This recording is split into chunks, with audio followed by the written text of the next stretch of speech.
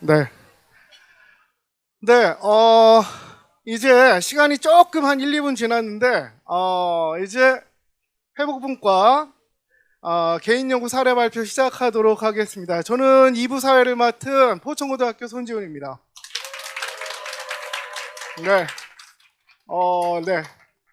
우리 3-1부님 선생님들께서 박수를 크게 쳐주셔서, 네, 조금 더 힘을 내도록 하겠습니다. 네. 회복연구 지원했던 게 이제 다 똑같은 생각일 것 같아요. 1년 전에 지원했었고 면접 볼 때 엄청 투덜댔던 기억이 나. 이제 저랑 그 뒷부분에 파주 화성 포천 이때 엄청 아마 제가 짜증냈던 사람이 저거든요. 예, 그래서 중등이고 마지막이다 보니까 그랬던 기억이 나는데 그 짜증마저도 이제는 이제 또 너무 또 그리워지는 맛이 좀 있습니다. 여러 그 분과가 있었는데 회복을 할 때 사실은 회복이라는 단어와 연구라는 단어가 이게 괜찮은 단어인가 이런 생각이 처음 들었어요. 회복을 연구한다? 근데 이제 아무튼 제가 생각할 때 적어도 저 하나만이라도 회복을 이렇게 조금이라도 한다면 그게 그래도 의미가 있지 않을까라는 아주 작은, 아까 발표하셨던 분들만큼 거창한 건 아니지만 그런 의미가 있지 않을까 하고 생각을 했고, 저도 결국은 다행스럽게도 보고서를 무사히 완료했습니다. 예. 예, 박수 다들 칠만해요. 그리고 이제 우리 연구사님 너무 애쓰시는 거 아시죠? 발표자를 찾아달라고 계속 메신저를 보내고 했는데 제가 모른 척을 하면서 그냥 가만히 있었습니다. 이렇게 50분의 이렇게 연구 발표를 정말 이렇게 소중하게 하셨는데, 이제 오늘 그 중에 네 분 선생님의 사례를 들을 수 있게 된 것이 너무 감사한 생각이 들더라고요. 네. 사실은 네, 뭐 꼭 제가 발표 안 하기 때문에 감사하다는 뜻은 전혀 아니고요. 아무튼 감사한 마음으로 이렇게 들을 수 있게 돼서 너무 다행이고요. 이렇게 용기를 내주신 네 분 선생님 덕분으로 어찌 보면 이제 나만의 연구년 1년이 우리의 연구년 1년이 되는 시간이 아닌가, 이런 생각이 들었습니다. 네. 자, 그러면 첫 번째 발표를 이제 시작할 겁니다. 저는 오늘 지금 사는 곳이 이제 연천인데요. 집에서 7시에 출발했습니다. 그래서 차를 가지고 막 왔는데 오래된 차임에도 불구하고 차가 안전하게 저를 여기까지 데려다 줬어요. 가끔 차가 망가지죠. 차가 망가지면 이 자동차 공업사에 있는 아주 명인분들은 과연 어떻게 판단할까라는 생각이 김춘인 선생님 얘기를 듣고 조금 들었어요. 아마도 엔진 문제다, 뭐다, 이렇게 하나만의 문제가 아닐 가능성이 있잖아요. 차라는 게 2, 3만 개의 부품을 가지고 있는데 그런 것들이 아마도 유기적으로 서로 역동적 관계에서 문제가 생기는 경우도 꽤 많이 있지 않나, 이런 생각이 듭니다. 그런 것들이 오늘 발표하시는 시스템 사고와 밀접한 관련이 있는 것으로 이해하고 있습니다. 오늘 첫 번째 발표하시는 김춘인 선생님께서는 교육력 제고를 위한 시스템 기반 사고 기반 융합 교육 자료 개발 및 적용이라는 제목으로 발표해 주실 겁니다. 자, 그럼 처음 하시는 거라서 조금 더 힘내시라고 박수를 크게 해서 오늘 발표 김춘인 선생님의 소중한 발표 듣겠습니다. 화성초등학교 김춘인 선생님이십니다. 네.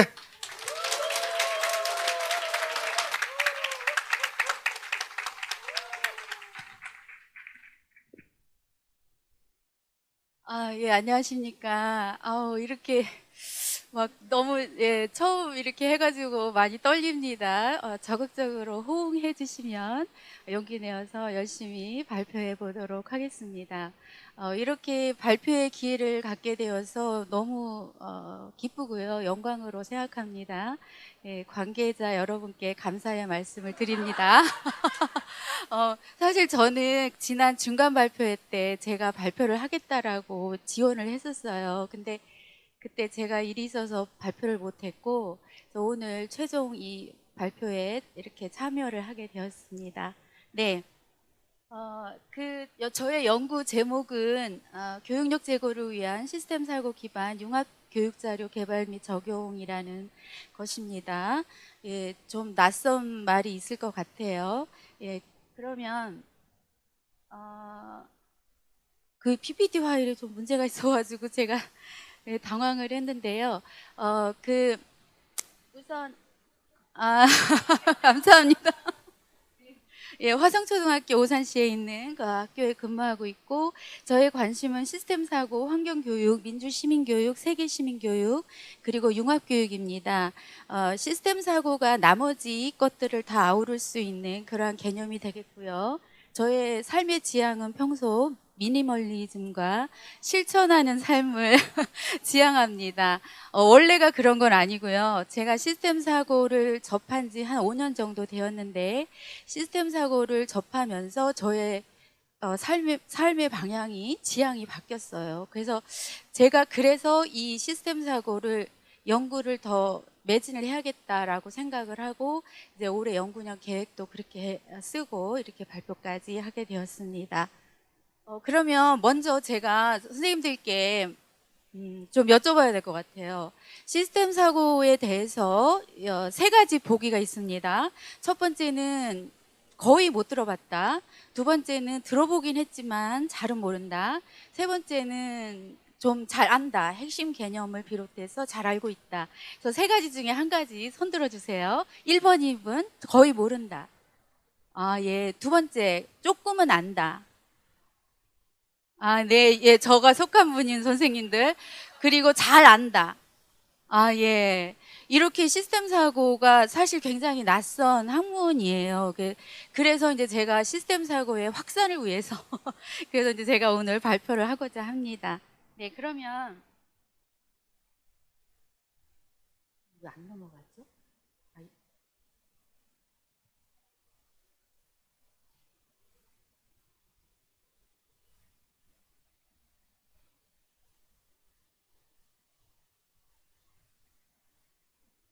예. 먼저 그 시스템이란 것에 대해서 먼저 말씀을 드려보겠습니다. 여기 3가지 그림이 있어요. 이 중에서 퀴즈입니다. 예, 또 손을 드셔야 됩니다. 네, 3가지 그림 중에서 시스템인 것은입니다. 질문은 시스템인 것은 1번이 자갈이고 2번이 강아지, 3번이 이제 가족 그림이죠. 자, 시스템이라고 생각하는 거 1번입니다. 손 들어 보시겠어요? 자갈. 네, 2번 시스템입니다. 네, 3번 시스템입니다. 네. 답은 2가지예요. 예, 2번과 3번이 시스템이에요. 그래서 자갈은 사실 그냥 길에 있는, 그냥 정지되어 있는 무생물이죠. 그래서 상호작용이 없지요. 그래서 자갈은 시스템이 아니고, 강아지나 가족은 그 구성 요소 간에 서로 상호작용을 하지요. 서로 상호작용으로 인해서 변화가 일어나요. 변화. 그래서 그래서 예, 상호작용을 하고 서로 의존적이에요. 구성 요소 간에. 그래서 변화를 일으키기 때문에 이제 시스템이라고, 이제 시스템의 그 정의할 때 저렇게 이제 기준을 저렇게 정합니다. 서로 상호 의존적인가, 상호작용하는가, 그럼으로써 변화를 일으키는가. 그게 이제 정의라고 할 수 있고요. 그래서 시스템 사고는 저렇게 시스템이 어떻게 돌아가는지, 그거에 대해서 공부하는 학문입니다. 서로 구성 요소 간에 어떠한 상호작용으로 역동성을 일으키는가, 그것이 이제 시스템이고요. 사실 우리 학교도 정말로 전형적인 시스템이고, 크게는 지구도 시스템인 거죠. 그래서 우리 주변에 사실 대부분이 시스템이에요. 무생물이 아니면 다 시스템이라고 할 수 있을 것 같아요. 그러면 좀 더 말씀을 드리면, 자, 왼쪽에 소가 이제 분리되어 있는 그림이 있죠. 저거는 분리되어 있기 때문에 사실은 시스템이라고 할 수 없고, 소가 이제 합쳐졌을 때 이제 생물체로서 시스템으로 기능할 수가 있죠. 시너지라고 이제 선생님들 우리 학교에서 쓰죠. 왜 아이들, 문제 있는 아이들 이렇게 모이면 쟤네들 시너지 효과로 되게 많이 크게 문제를 일으킨다. 이제 그럴 때 시너지란 말을 쓰는데, 시너지가 그런 어원도 있대요. 시스템 플러스 에너지. 그래서 따로따로 떨어져 있을 때는 그 특성이 안 나타나지만 모였을 때 새로운 특성이 나타난다. 이제 그거를 창발적 특성이라고 부르는데요. 또 물 같은 경우 H2O, 수소와 산소가 따로따로 있을 때는 물의 특성을 안 보이지만 저것이 합쳐지면 물이 되는 거죠. 또 인간의 의식도 수많은 뉴런이 서로 상호작용해서 온전체가 되었을 때 이제 인간의 의식이 나타나는 거죠. 그래서 시스템은 저렇게 구성 요소가 따로따로 있을 때는 안 나타나지만 모였을 때, 합쳐졌을 때 상호작용으로 이제 시스템으로서 기능을 하게 되는 것이지요. 그리고 오른쪽에 있는 그림은 잘 작아가지고 안 보이실 것 같은데 무슨 그림인지 아실 것 같아요? 네, 빙산 모델이에요. 빙산 모델. 그래서 빙산 모델은 시스템 사고에서 아주 중요하게 생각하는 핵심 개념을 설명할 때 자주 쓰이는 메타포입니다. 그래서 수면 위에는 눈에 보이는 사건, 이벤트 같은 게 되겠고요. 근데 드러나는 문제 현상이라고 볼 수 있고, 수면 아래, 바로 아랫부분에는 패턴이에요, 패턴. 그러니까 어떤 사건이 반복해서 나타나는 이제 패턴이라고 볼 수 있고, 패턴 아래에 받치고 있는 것이 structure, 구조가 되겠습니다. 구조. 그리고 구조의 맨 아래가 이제 멘탈 모델이라고 합니다. 그래서 멘탈 모델, 정신 모델이라고 하죠. 그래서 사람들 간에 각각 개개인이 가지고 있는 신념이나 가정이나 믿음이나 가치관, 이제 그런 것들을 멘탈 모델이라고 하는데, 그 각 개인의 가지고 있는 멘탈 모델들이 모여서 사회의 패러다임이 되는 것이고 문화가 되는 것이죠. 그래서 사회를 변화시키려면 저 위에 있는 이벤트나 또 패턴, 구조, 이제 점점 아래로 내려갈수록 이제 좀 뿌리가 되는 거죠. 근데 정말로 사회가 변화하려면 바로 멘탈 모델이 바뀌어야 된다는 것이 이제 시스템 사고에서 주장하는 것입니다. 그래서 우리 굉장히 기후 변화에 대해서 우리가 심각하게 생각을 하고 있잖아요. 그래서 학교에서 선생님들께서 기후 변화 관련한 교육을 많이 하고 있어요. 환경 교육으로. 그런데 저도 이제 너무 오랫동안 사실 환경 교육에 아주 매진을 했습니다. 근데 제가 계속적으로 드는 의문은 무슨 일회용법을 뭐 안 쓴다든지 뭐 대중교통 사용한다든지 이런 것들이 과연 얼만큼 기후변화 대응 교육이 될 수 있을까라는 의문을 가지고 있었고, 그때 바로 시스템 사고를 접하게 되었어요. 즉, 이 기후변화는 어느 한 조직, 어느 한 가지 그런 거 갖고 될 수가 없는 문제잖아요. 우리 삶의 패러다임이 바뀌어야 되는 거죠. 그래서 개개인이 갖고 있는 멘탈 모델이 바뀌어야지, 그것이 패러다임이 되고 문화가 되어야지 그야말로 기후변화에 대응할 수가 있는 거죠. 그래서 제가 이제 시스템 사고 전도사로서 이제 이렇게 스스로도 공부하고 기회가 있을 때마다 발표를 해야겠다라는 생각을 하게 되었습니다. 그리고 저는 몇 년 동안 이렇게 살면서 정말 저의 그 멘탈 모델이 바뀌었구나, 그거를 저는 자신 있게 말할 수 있습니다. 네, 조금 더 말씀을 드리면요. 시스템 사고는 그 개개의 그 구성 요소를 분석하는 환원론적 관점, 우리 학교에서 교과별로 다 이렇게 아이들 수업을 하잖아요. 그게 이제 환원론적 관점에서 이제 그렇게 하는 거죠. 그런데 그거와 대비되는 전체를 보는 학문이라고 볼 수 있습니다. 전체론적 관점의 학문이고요. 따라서 종합적인 관점을 아이들에게 키워주고, 그리고 자연스럽게 다학제적 그런 관점을 가지고 있습니다. 그리고 연결해서 융합교육의 성격을 갖고 있습니다. 그래서 제가 올해 대학원 교원대학교에서 융합교육 전공으로 현재 수학을 하고 있습니다. 그리고 시스템 사고의 그 핵심 개념으로 아까 상호의존성 말씀을 드렸는데요. 순환이나 피드백, 지연, 딜레이, 그리고 비선형성, 저런 것들이 시스템 사고에서 중요하게 생각하는 개념이고요. 저 맨 왼쪽에 저 직선 그 표 보면 우리 기존에 갖고 있는 사람들의 의식은 우리 기성세대 또는 아이들에게도 저거를 크게 못 벗어난다고 생각을 하는데요. A가 원인이고 B가 결과일 때 A는 B에게 영향을 미친다. 즉 단선적 사고, 직선적 사고로 익숙해요, 사실 우리는. 그런데 시스템 사고에서는 저게 아니고 A는 B에게 영향을 미치고 A가 원인, B가 결과, B는 다시 A에게 영향을 미친다. B가 또 원인이 된다는 거죠. 그래서 순환한다. 구성 요소 간에 순환한다는 그게 되게 중요하게 다뤄지는 거고요. 표기를 할 때도 저렇게 둥글게 화살표로 표시를 합니다. 그래서 저거를 커즐룹 다이어그램이라고 해서 이니셜로 CLD라고 표현을 하고요. 가운데 강화 피드백은 그 시간에 따른 변화를 나타내는 그래프인데 이제 시뮬레이션의 결과인데요.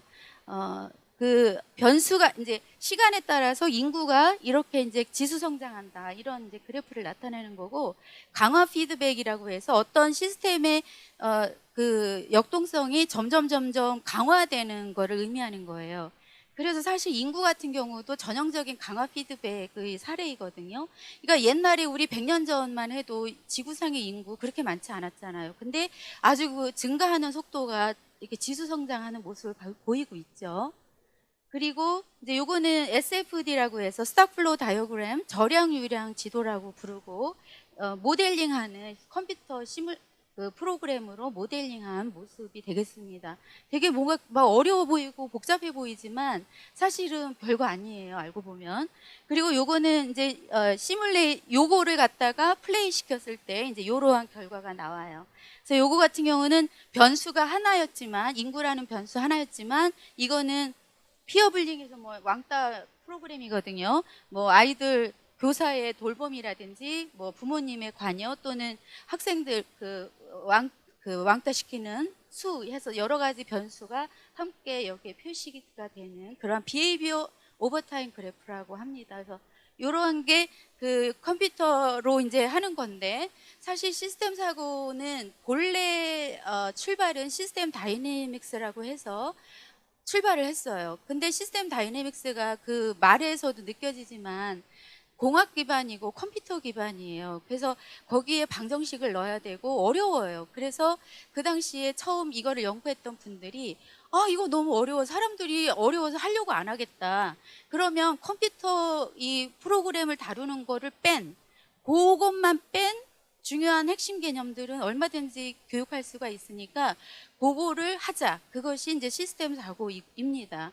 그래서 처음에 이제 저는 초등학교이고, 그래서 이제 초등학교에서는 시스템 다이내믹스보다는 시스템 사고에 있는 핵심 개념들을 교육을 하지만, 중학교 이상에서는 얼마든지 이 시스템 다이내믹스 관점에서 이제 수업을 할 수가 있고요. 저는 내년에 복직을 하게 되면 아이들과 함께 계속 이 시스템 사고 관점에서 수업을 하려고 하고, 이것에 이제 애들이 장기간 노출이 되게 되면 이제 많이 익숙해질 거고, 나중에 한 6학년 되는 아이들에게는 이 소프트웨어 프로그램을 가지고 시뮬레이션 해보는 것도 저는 가능할 거라고 생각을 해서 그거를 저는 시도를 해보려고 합니다. 네, 그래서 이제 이 시스템 사고를 이거를 하려고 하는 최고의 궁극적인 목적은 사실 개개인이 가지고 있는 민주시민성 함량이에요, 저는. 보다 나은 의사결정을 담보하는 민주시민성을 위해서 제가 이거를 하는 거고요. 우리 그 기본교육법 제2조 교육 이념에 보면 민주시민으로서의 자질, 그런 말이 나와요, 명백하게. 그래서 우리 교사들은 민주시민성을 목표로 아이들에게 교육을 해야 되는 거죠.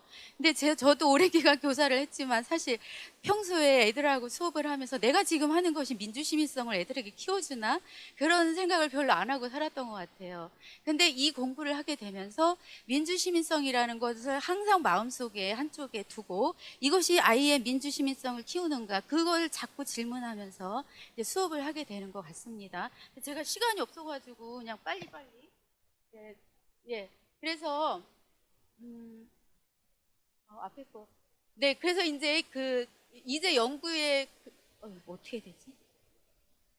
연구의 필요성 말씀을 드리도록 할게요. 네, 그 앞인데 더 앞인데. 네.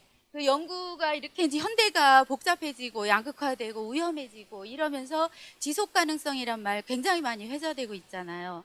그래서 그 지속 가능성을 위한 교육에 저는 시스템 사고 교육이 적절하다고 생각을 하고, 시스템 사고는 창시자가 제이 포레스터라는 교수님이시고, 그분에 의해서 이제 널리 알려졌고, 피터 생게에 의해서 시스템 사고가 세계적으로 퍼졌습니다.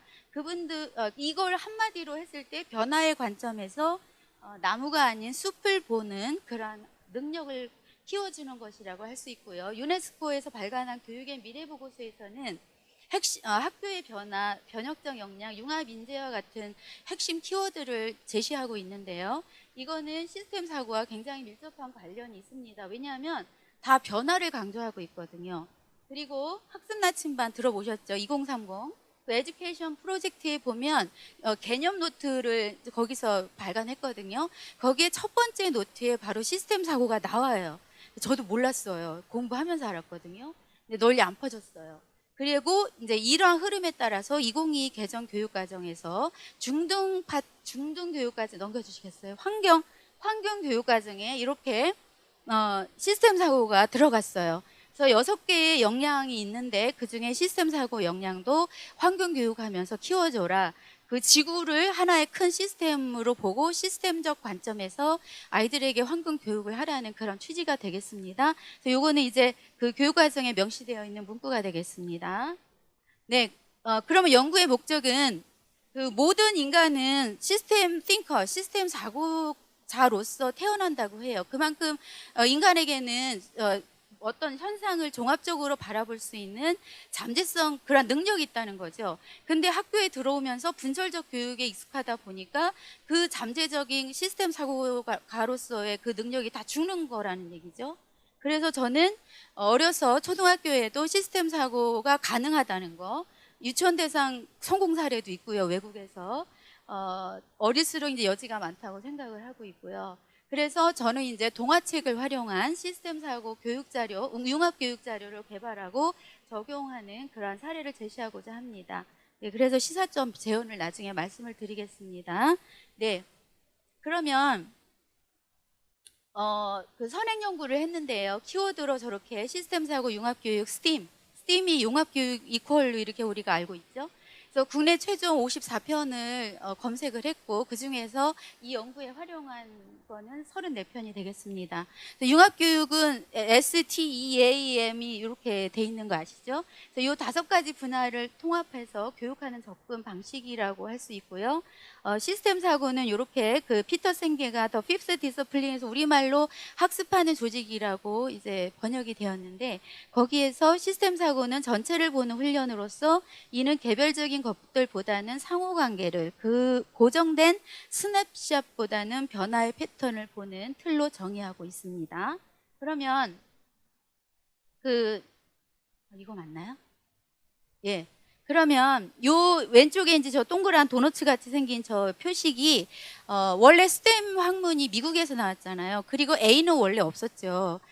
아트가 없었죠. 근데 미국에서 처음에 스템으로 나왔고 여전히 지금도 스템을 거기에서는 중시하고 있는 것 같아요. 근데 스템과 시스템 다이내믹스, 시스템 띵킹 요거를 이제 비교한 이 도식이거든요. 그래서 CLE 웹사이트에 이제 게재되어 있는데요. 그 중에서 빨간색 삼각형으로 되어 있는 부분만 샘플로 보여드리면 스템의 목표는 모델을 사용하고 인식하고 분석하기라고 할 수 있고 ST의 전략은 시스템의 구조를 도식화하고 컴퓨터 모델을 사용하여 다양한 시뮬레이션하고 만약에 what if라고 질문하고 모델을 사용하고 인식하고 분석한다 이런 내용이 있습니다. 이 2가지를 보면 컴퓨터 모델 사용, 인식 이런 면에 있어서 상당한 유사점을 가지고 있고요.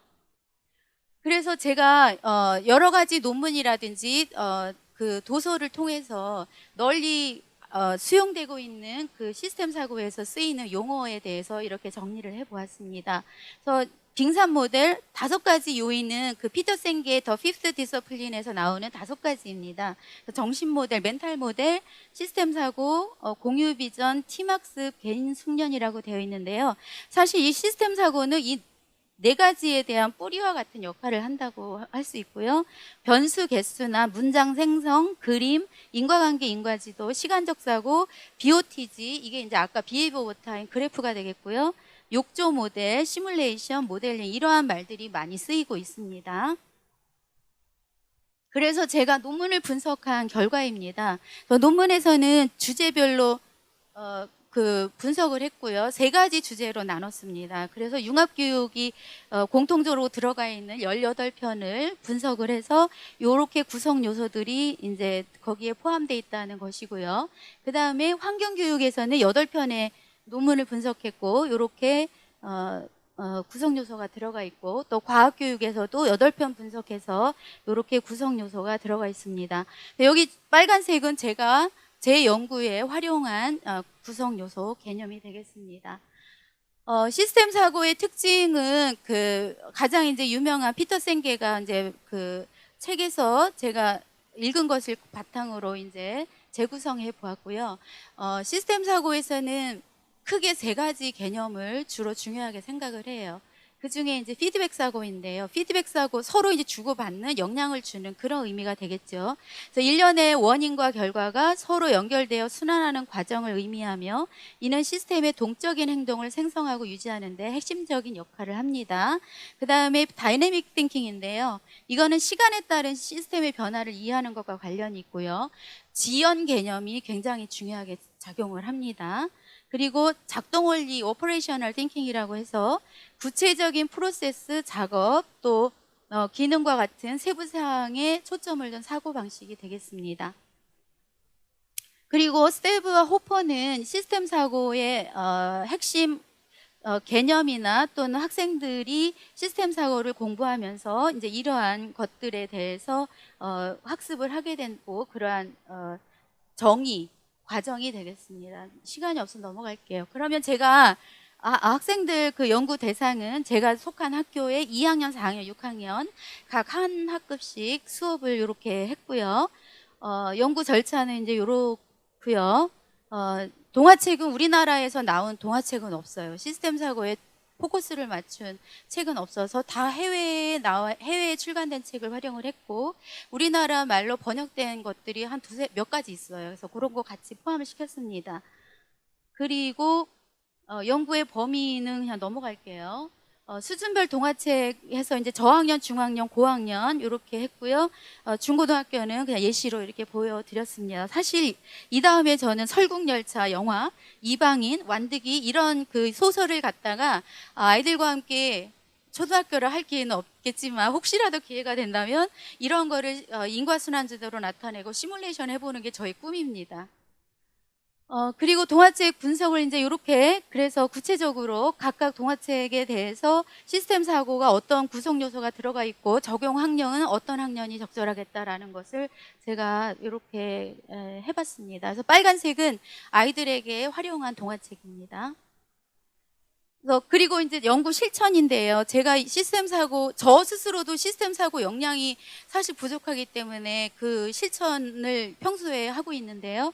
국내에 있는 시스템 사고 분과 모임에 참석을 하고 있습니다. 그리고 글로벌 시스템 사고 모임도 있어요. 그래서 그것도 참여를 하고 있고요. 그리고 시스템 사고 역량 강화를 위한 연수 참여를 이렇게 하고 있습니다. 그래서 글로벌 오픈 웨비나에 참여를 하고 있고, 거기에서는 이렇게 학교 폭력 관련 프로그램과 같은 것을 개발도 하고 뭐 여러 가지 다양하게 하고 있습니다. 그리고 또 국내 시스템 사고 살롱이라고 해서 매주 일요일 날 원격으로 하고 있고요. 또 글로벌 시스템 사고 연수, 이렇게 노르웨이 베르겐이나 뭐 뉴욕에서 하는 이러한 연수에 참여를 하고 있습니다. 그리고 시스템 사고 수업의 보조교사로도 참여를 했습니다. 화성시에 있는 3개 고등학교 학생들 수업할 때 저도 가서 참여를 했는데요. 이분이 저의 멘토 교수님이시고 정상권 박사님이라고 해요. 이분이 수업하시는 거 이렇게 참여를 하면서 배움의 기회를 가졌고요. 이거는 고등학교 학생들이 절약, 유량, 스탁플로우 다이어그램을 이렇게 그림으로 나타낸 것입니다. 이거는 소프트웨어 프로그램을 하기 전에 이제 종이에다가 수기로 이렇게 해는 그런 활동이 되겠습니다. 그리고 시스템 사고를 주제로 유튜브하고 블로그도 운영을 하고 있습니다. 그래서 러닝 바이 티칭의 자세로 하고 있고요. 유튜브는 일주일에 2번 수요일과 토요일에 영상을 올리고 있고, 블로그는 하루에 1가지씩 올리고 있습니다. 그래서 혹시 관심 있으신 분은 여기에 리나쌤 제 별명이거든요. 리나쌤 TV, 리나쌤의 블로그가 되겠습니다. 참고해 주시고 혹시 구독해 주시면 감사하겠습니다. 그리고 그 동화책은 그 전 세계에서 이제 가장 그 유명한 앞서가는 분이 이 스위니, 린다 부스 스위니란 분이에요. 그래서 이분이 동화책을 본인이 스스로 동화책도 쓰고 교수님으로서 활동도 하시고 되게 활발하게 활동을 하시고요. 이분이 이제 동화책을 활용한 어린아이들에게 시스템 사고 교육의 효과에 대해서 이제 말씀을 하셨어요. 그래서 어떤 게 있냐, 상호작용, 스토리 통해서 상호작용 배운다, 인과관계, 등장인물의 선택이 미래에 어떤 영향을 미치는지, 또 시간 지연과 피드백 루프의 개념을 알 수 있다. 그래서 이 동화책은 시스템적인 접근으로 문제를 해결하는 과정을 배우는 아주 좋은 기회가 된다라고 말씀을 하시고 계시고요. 그래서 제가 이제 2학년 아이들 그 지도안이 되겠습니다. 책은 이제 If You Give a Mouse a Cookie라는 책이고요. 주제는 이제 학습 목표는 세상 모든 것은 연결되어 있음을 이야기를 통해 안다이고, 아이들에게 이제 책을 읽어주고 인과관계, 인과순환 지도를 그리는 활동을 했습니다. 그래서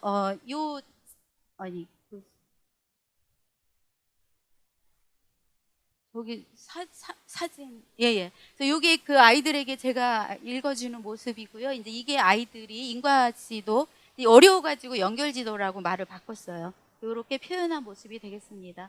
그리고 4학년 이제 지도안이고요. 생명의 지혜 책을 가지고 있고, 4학년 애들에게는 처음에 이등변 삼각형 활동을 했어요.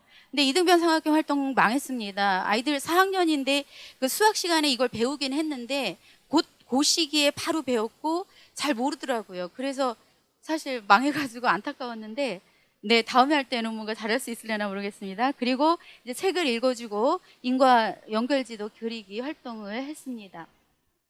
그래서 수업하는 모습이고 아이들이 그 인과지도 그린 모습이 되겠습니다. 4학년이지만은 이 기본 개념을 잘 이해하고 잘 나타냈고요. 아이들의 소감이 되겠습니다. 그리고 6학년 지도안이고요. 6학년이니까 조금 수준을 높여서 했고, 처음에 몸으로 플러스 마이너스 활동하기를 했거든요. 여기서 플러스 마이너스는 수학의 더하기 빼기가 아니고 그 물리학에서 얘기하는 벡터의 개념이에요. 그래서 어떤 규모와 어떤 속도를 의미하는 거가 되겠고요. 생명의 지혜에 나오는 강화 피드백과 균형 피드백이 주제로 되어 있는 그러한 책을 읽어주었고, 그리고 인과관계와 상관관계 알아보기 활동을 했습니다. 사실 저는 오랜 기간 학생으로 있으면서 또 교사로 있으면서 인과관계와 상관관계를 주제로 배운 적이나 가르친 적이 한 번도 없어요. 그런데 시스템 사고에서는 인과관계를 되게 중요하게 생각을 하거든요. 그런데 인과관계는 사실 100% 이것이 인과관계라고 할 수가 없어요. 그렇기 때문에 모두원들이 함께 합의하는 과정을 거치거든요. 그래서 예를 들어서 비가 오면 땅이 젖는다. 이거 분명한 인과관계라고 모두가 동의할 수 있잖아요. 그런데 요때 바로 인공지능, AI를 이용해서 비가 오면 땅이 젖는다를 반박할 수 있는 근거를 3가지 제시해줘. 그런 활동을 애들에게 시켜요. 그러면 인공지능이 아주 친절하게 대답을 해주죠. 그럼으로써 아이들에게 좀 더 그 관계가, 원인과 결과의 관계가 정말 원인과 결과라고 모두가 합의할 수 있는지, 이거는 그렇게 말할 수 없을 것 같아. 이거는 인과관계보다는 상관관계인 것 같아. 그러한 거를 이제 구별해내는 그러한 이제 훈련을 시키는 거죠. 그래서 시스템 사고에서는 상관관계면 안 된다라고, 되도록이면 인과관계, 많은 사람들이 동의하는 인과관계여야 된다. 그거를 되게 중요하게 생각하고 그거를 훈련하는, 학습하는 그러한 거를 많이 합니다. 그래서 이거는 6학년 아이들 이제 수업 모습이고 이제 소감이 되겠습니다. 시사점을 말씀드리겠습니다. 이제 저의 목표는 이제 민주 시민성을 이제 키우는 거고요. 이거를 통해서 아이들에게도 이렇게 시스템 사고의 핵심 개념을 교육할 수 있다는 거를 알게 되었고, 그리고 아이들이 모둠으로 활동을 항상 하기 때문에 의사소통 능력이 저절로 신장되는 효과가 있고, 4학년에게 이등변 삼각형, 6학년한테 몸으로 플러스 마이너스 체득하기 활동은 다 실패했거든요. 그래서 사전에 뭔가 좀 연습을 할 필요가 있겠구나, 이제 이런 거를 알 수가 있었습니다. 재원으로는 초등학교 때부터 체계적으로 시스템 사고 교육을 할 필요가 있고, 이 교사 양성 과정에 시스템 사고 과정을 체계적으로 도입할 필요가 있다. 그리고 교사에게도 이 개념은 낯선 개념이기 때문에 학생과 함께하는 파트너십 학습을 제안하고요. 다양한 후속 연구가 있으면 좋겠고 시스템 사고 교육 연구의 활성화가 있으면 좋겠다라는 제언의 말씀을 드립니다. 네, 이상 마치겠습니다. 너무 빨리 해가지고. 네, 김춘임 선생님 연구 잘 들었습니다. 지금 그 토론자가 준비돼 있거든요. 그래서 시간이 지금 원래 생각한 시간보다 10분이 넘어갔지만 그래도 토론자 준비하신 선생님도 계시고 또 궁금한 거 있을 수 있으니까 네, 토론자는 시흥고등학교의 이태규 선생님께서 수고해 주시겠습니다. 네, 박수 한번.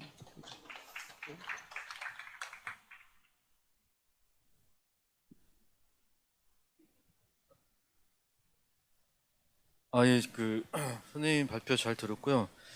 제가 그 연구 보고서를 잠깐 봤는데, 궁금했던 거는 이제 초등학교 6학년 학생들하고 수업을 하셨는데, 거기서 수련 연못 이야기, 생명의 지혜 관련 이야기 활동에서는 어떤 시스템 요소를 도입하셨고, 또 긍정적인 부분은 무엇인지 궁금해서 질문 드리겠습니다.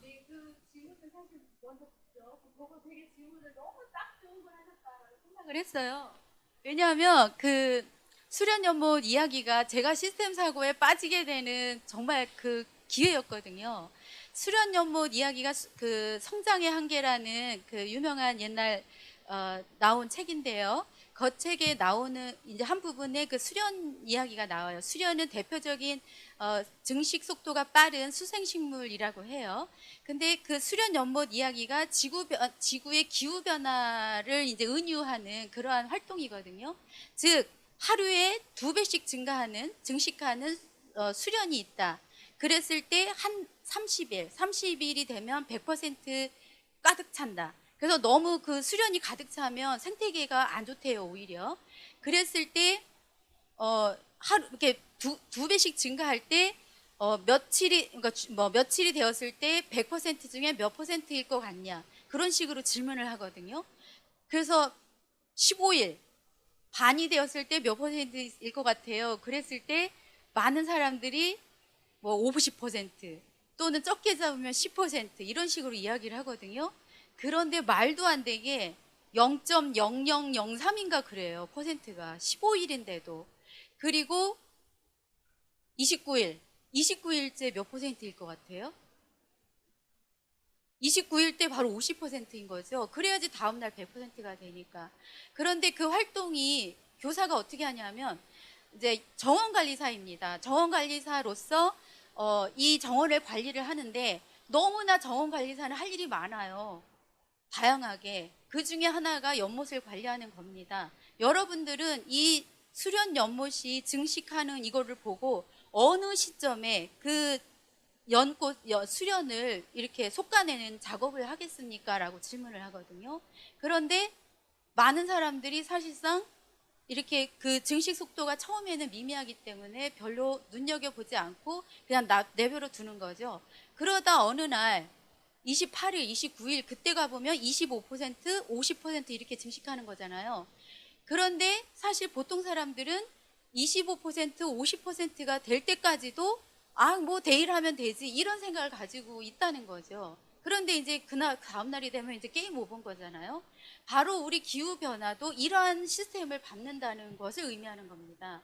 그래서 제가 이 수련 연못 이야기를 듣고 너무너무 충격을 받아가지고 지금 우리가 학교에서 하는 기후 변화 교육은 너무 안이한 교육이구나. 그런 거를 느끼게 되었고 대표적인 이제 강화 피드백을 의미하는 그런 활동이에요. 그래서 아이들에게 수련 연못 이야기는 그런 강화 피드백의 위험성에 대해서 기후 변화는 너무나 심각하게 우리가 바라봐야 된다는 그러한 이제 교육을 하기 위해서 그거를 했고요.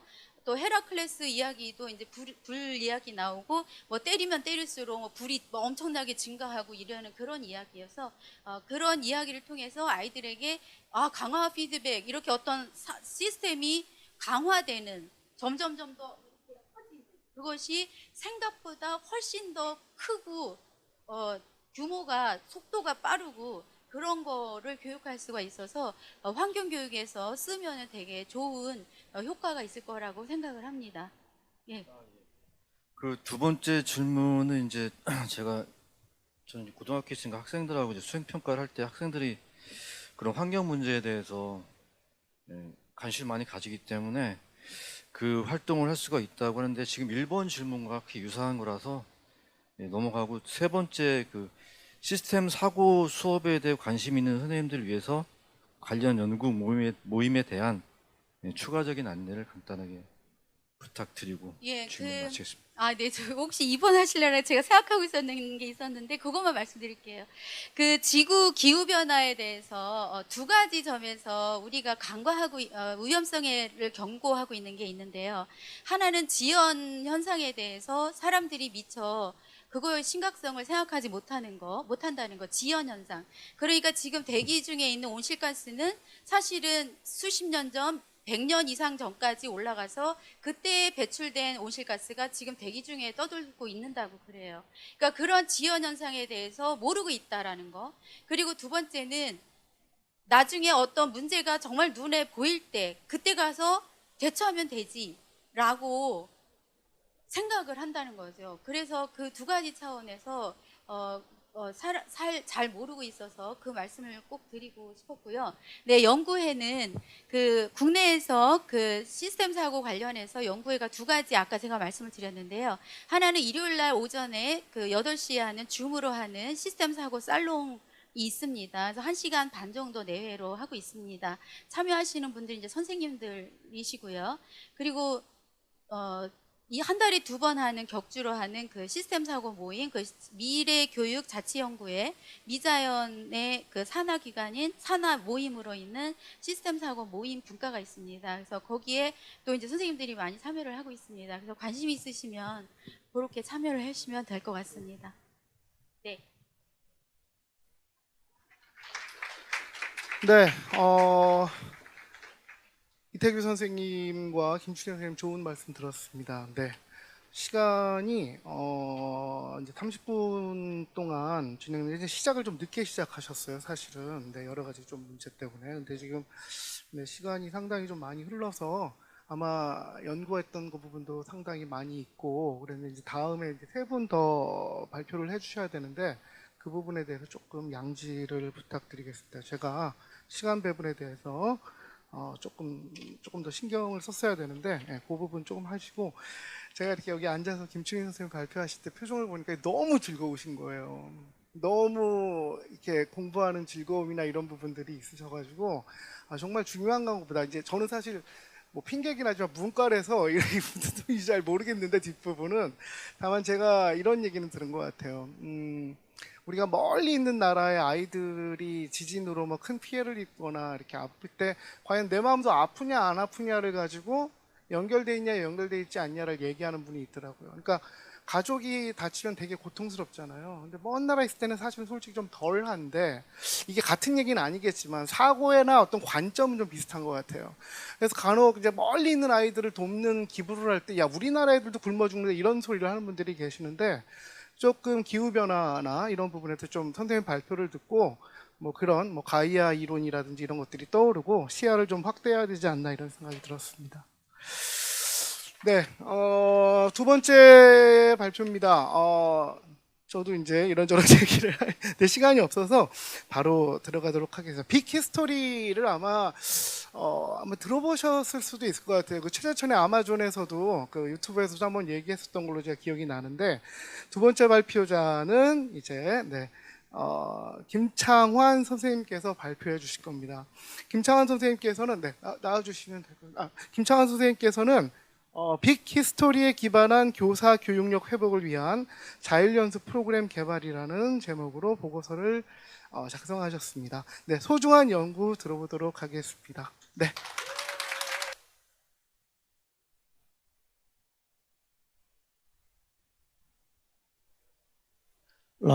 저는 뭐 사실 발표할 수준의 보고서가 아닌데 연구사님의 2번의 전화에 굴복을 하고 이 자리에 있었습니다. 그래서 최대한 빨리 10분 안에 마무리하도록 하겠습니다.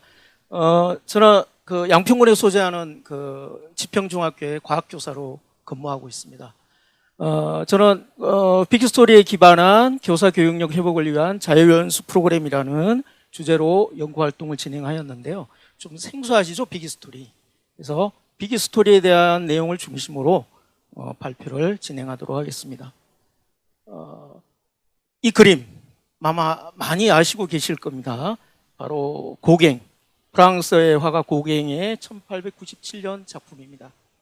제목이 다소 길죠. 저는 뭐 예술 작품에 대해서는 문외한인데 제목만 보고 얘기한다면 아마 우리 인간에 대한 근본적인 질문을 던지는 그림이 아닌가 생각합니다. 고갱은 말년에 아마 남태평양 어느 섬에서 작품 활동을 했다고 하는데요. 그 시기에 굉장히 어려운 시기였다고 합니다.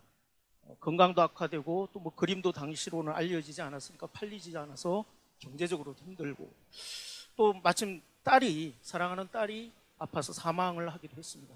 굉장히 힘들고 어려운 시기였다고 합니다. 그 시기에 고갱은 이런 그림을 그렸다고 합니다. 우리 인간은 아마 위기와 절망에 놓였을 때 누구나가 이런 질문을 하게 될 겁니다. 고갱처럼요. 최근에 우리 교단을 떠나는 선생님들의 안타까운 소식들을 많이 접하고 있는데 아마 그 선생님들도 아마 교단을 떠나기 전에 아마 이런 질문을 수없이 반복했을 겁니다. 그리고 이 질문에 답을 못 찾았을 때는 안타깝게도 자존감을 상실하거나 아니면 회복 탄력성을 잃어버리는 그런 상황이 발생을 했을 거라고 보고 있습니다. 그래서 저는 그러면 이런 문제들이 왜 발생했는가 이런 고민들을 한번 해봤어요. 물론 그 원인으로는 뭐 사회적인 원인 또는 제도적인 원인이 더 크겠지만 저는 교사 내면의 문제를 한번 고민을 해봤습니다. 사실 교사 집단이라는 것은 굉장히 지적인 엘리트 집단이거든요. 왜 이렇게 무너지지?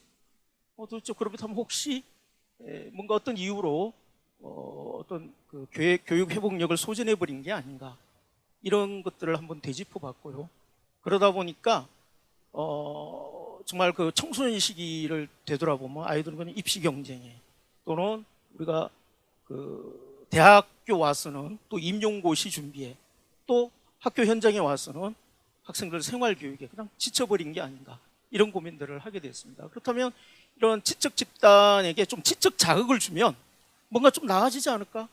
이런 그냥 소박한 생각을 해봤습니다. 그래서 이왕 지적 자극을 준다면 좀 우리가 흔히 뭐 회복 탄력성이라고 하면 대표적인 그 교육학자죠. 회복 탄력성에 관련해서 대표적인 교육학자인 엘레나 아길라 미국 교육학자인데요. 이분이 제시한 회복 탄력성 그 개념도가 있습니다. 보면 여기는 뭐 유라고 되어 있지만 만약에 나로 표현한다면 나는 누구인가? 나는 무엇을 죄송합니다.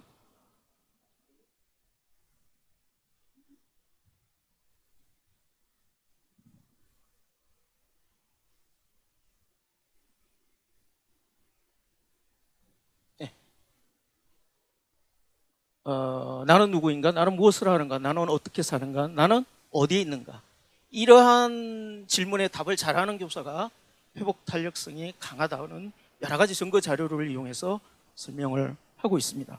그래서 저는 이왕 지적 자극을 주는 김에 이런 회복 탄력성을 도와주는 이런 소양을 우리가 보통 인문학적 소양이라고 하죠.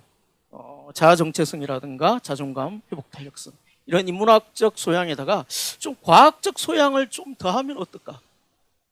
과학적 소양이라고 하면 우주와 물질, 생명 이런 관계 속에서 나를 찾는 과정이거든요. 그래서 이렇게 하면 좀 융합적 세계관을 가지게 되면 교사 교육력 회복에 도움이 되지 않겠느냐 이런 나름대로의 가설을 세우게 됩니다. 그래서 이런 융합적 세계관을 통해서 나를 찾고 그러다 보면 교사 교육력이 회복되지 않겠느냐는 그런 생각을 하게 됐습니다.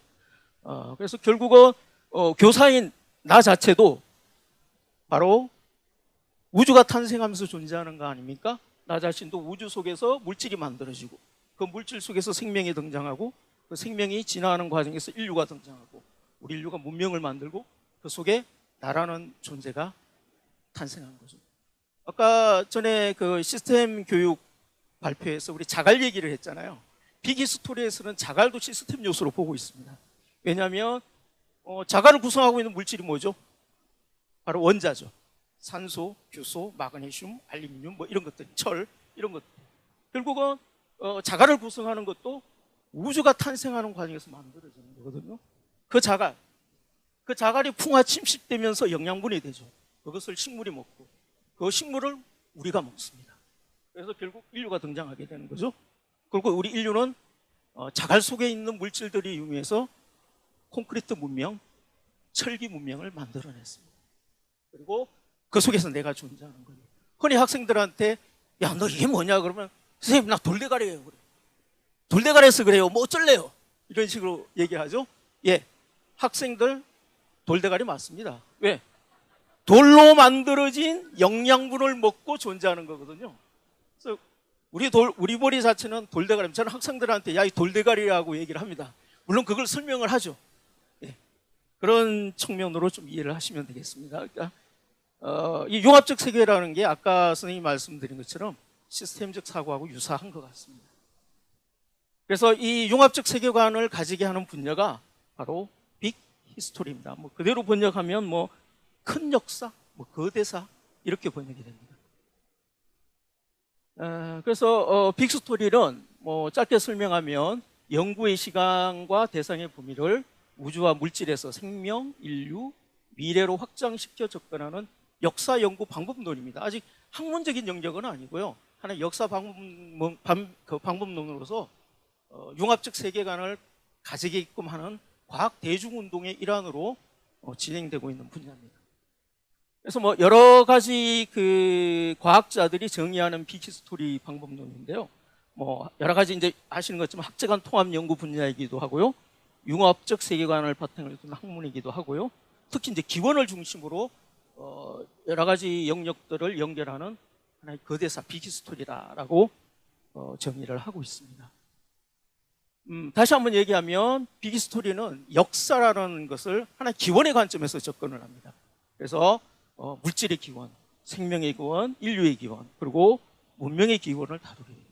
그런데 이 기원의 영역들은 여러 학문들을 융합을 해야 되거든요. 그래서 이런 자연과학 분야들 뿐 아니라 우리 인류학, 문화, 역사까지 그리고 문명사까지 다루게 됩니다. 최근에 빅히스토리는 특히 교육학에 굉장히 관심을 가지고 있습니다. 무슨 얘기냐면 우리 호모사피엔스가 어떻게 해서 어떤 학습 활동을 통해서 이렇게 문명을 이루게 됐느냐는 것들을 많이 고민을 하고 있습니다. 그것은 결국 우리가 교육학하고 연결할 수밖에 없는 부분이거든요. 그래서 앞으로 교육학도 빅히스토리 영역에 들어올 것으로 예측을 하고 있습니다. 그래서 한마디로 빅히스토리는 여러 분야를 융합하고 통습하는 역사 방법론이라고 정의할 수가 있겠습니다. 이제 대충 흐름을 이해하시겠죠. 자, 그러면 조금 이제 쉽게 접근을 하겠습니다. 그래서 우리나라에도 빅스토리를 연구하시는 분이 있는데요. 김항배 한양대 물리학과 교수입니다. 대표적인 그 빅스토리 연구가인데요. 이분이 설명하는 것은 이렇습니다. 여러 가지 어떤 연구 분야들을 기원을 중심으로 하나의 통일된 이해를 바탕으로서 접근하는 분야다. 이렇게 설명을 하고 있습니다. 빅스토리가 우리나라에 소개된 것은 2017년도부터입니다. 아까 사회자님도 요 빅스토리를 들어보셨다고 하는데요. 아마 요 시즌일 겁니다. 보면 우리나라의 대표적인 과학 커뮤니케이터이자 과학자인 분들이 많이 그 과학 대중 활동을 하시면서 많이 알려졌습니다. 그래서 빅스토리는 요 분인데요. 데이비드 크리스천이라고 호주의 맥컬리대 역사학 교수입니다. 이분이 먼저 도입을 하고 연구소를 만들면서 빅스토리 어떤 대중화 작업이죠. 대중화 운동을 진행을 했습니다. 그래서 협회도 창립을 하고요. 특히 이 분야의 빅스토리 분야에 빌 게이츠죠. MS사에 빌 게이츠가 관심을 가지고 1,000억 정도의 예산을 투입하면서 빅스토리 프로젝트를 보급을 하게 됩니다. 그러면서 전 세계에 많이 널리 알려지게 되었습니다. 우리나라에서도 조재영 비스토리 협동조합이라고 있죠. 조재영 님이 이화여대 역사학 사학과 교수님으로 알고 있는데 이분을 중심으로 해서 협동조합이 창립돼서 여러 가지 활동을 한 거로 알고 있습니다만은 최근에 돌아가시면서 안타깝게도 협동조합 활동이 조금 중단된 걸로 알고 있습니다. 빅스토리 방법론은 웹사이트에 자료들이 많이 공개되어 있습니다. 국제 빅스토리 협회도 자료들이 공개되어 있고요. 보시면 여러 가지 설명이나 코스, 교육 과정들이 소개되어 있습니다. 특히 대중들에게는 빅스토리 프로젝트라는 형태로 많이 알려지게 됐어요. 이 사이트도 공개되어 있는데 들어가 보시면 10가지 교육 과정이 이제 소개되어 있습니다. 쭉 단계별로. 저도 이제 이 모델을 이용해서 주제 연구를 하게 되었습니다. 우리나라에 다행히 이와 관련된 그 대중 서적들이 많이 출간되어 있어요. 빅스토리 이런 교육 과정들을 설명하는 책들도 많이 소개되어 있고요. 많이 이렇게 번역된 책들이 대중 서적들이 많이 있습니다. 우리나라의 연구자들, 빅스토리 연구자들이 꽤 있거든요. 이런 연구자들의 연구물도 있고요. 빅스토리 협동조합에서 활동하시는 선생님들이 쓴 책들도 있습니다. 그래서 이제 학교에서 광고 활동이나 주제 탐구 이럴 때 많이 활용을 한 거로 알고 있습니다. 제일 마지막 책은 제가 작성한 건데요. 저는 이제 과학조사다 보니까 지역의 영재교육원에서 이제 영재반 아이들하고 공부를 하는데 그 영재반 학생들 교재로 만든 책자입니다. 여기에도 빅스토리 영역이 일부 소개되어 있습니다. 연구 방법 및 절차로는 일반적으로 같습니다. 교육 과정을 연구하고 핵심 주제를 선정하고요. 프로그램을 설계하고 자료를 개발을 했습니다. 그래서 교육 과정 분석은 보시는 것처럼 글씨가 작죠. 이런저런 그 공개된 웹사이트에서 아까 전에 얘기했던 공개된 자료, 대중서적 또는 우리 생성형 AI의 도움을 받아서 교육 과정을 분석을 했고요. 분석을 했습니다. 그래서 자율연수 프로그램 자료를 개발을 했는데 실질적으로 제가 개발한 것은 읽기 자료 하나밖에 없습니다. 제 능력으로 다 할 수 있는 건 아니기 때문에 심화 자료, 동영상 자료, 도서, 체험 자료들은 웹에 공개된 자료를 소개하고 링크를 했습니다. 그래서 프로그래머 주제는 10가지로 정했거든요. 빅스토리, 우주의 기원, 지구의 기원, 생명, 진화, 인류, 문명 이렇게 해서 주제를 정하고 이 속에서 교육 회복력에 도움이 되는 요소들을 좀 추출을 해봤습니다. 추출을 해서 나름대로 이제 프로그램을 이렇게 설계를 했고요. 세부적인 프로그램들은 기본적으로 읽기 자료는 10가지 주제에 대해서 제가 그동안 아까 그 대중도서들 소개를 했지 않습니까? 그 대중도서에 있는 책자들을 한 100페이지 정도로 요약을 했습니다. 요약을 해서 선생님들이 읽기 좋게 스토리텔링 형식으로 해가지고 링크를 다 QR코드로 링크를 다 해놨습니다. 참조하시면 될 것 같습니다.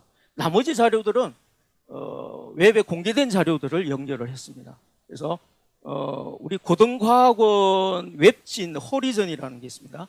웹진에도 이 빅스토리가 소개되어 있습니다. 이런 자료라든가 또 영상 자료, 아까 얘기했던 한양대 물리학과 김황배 교수님이 유튜브에 빅스토리란 무엇인가에 대해서 상세히 설명을 하고 있습니다. 이런 자료라든가 이런 또 도서 자료라든가 또는 책을 읽고 좀 체험할 수 있는 박물관이나 자연관, 연구관 이런 데를 링크해서 소개를 해두었습니다. 저희가 보통 박물관에 가면 그냥 쑥 살펴보고 지나가지 않습니까? 그러나 좀 빅스토리를 공부하고 가시면 좀 남다르게 다가오실 겁니다. 그래서 나머지 이후 효과나 추후 과제는 아마 질문 토론과 연결되는 부분이 있어서 이렇게 마치도록 하겠습니다. 감사합니다. 네, 지평중학교 김창환 선생님 말씀 잘 들었습니다. 관련한 토론은 내양중학교의 김창희 선생님께서 네, 도와주실 겁니다. 네, 박수 한 번만.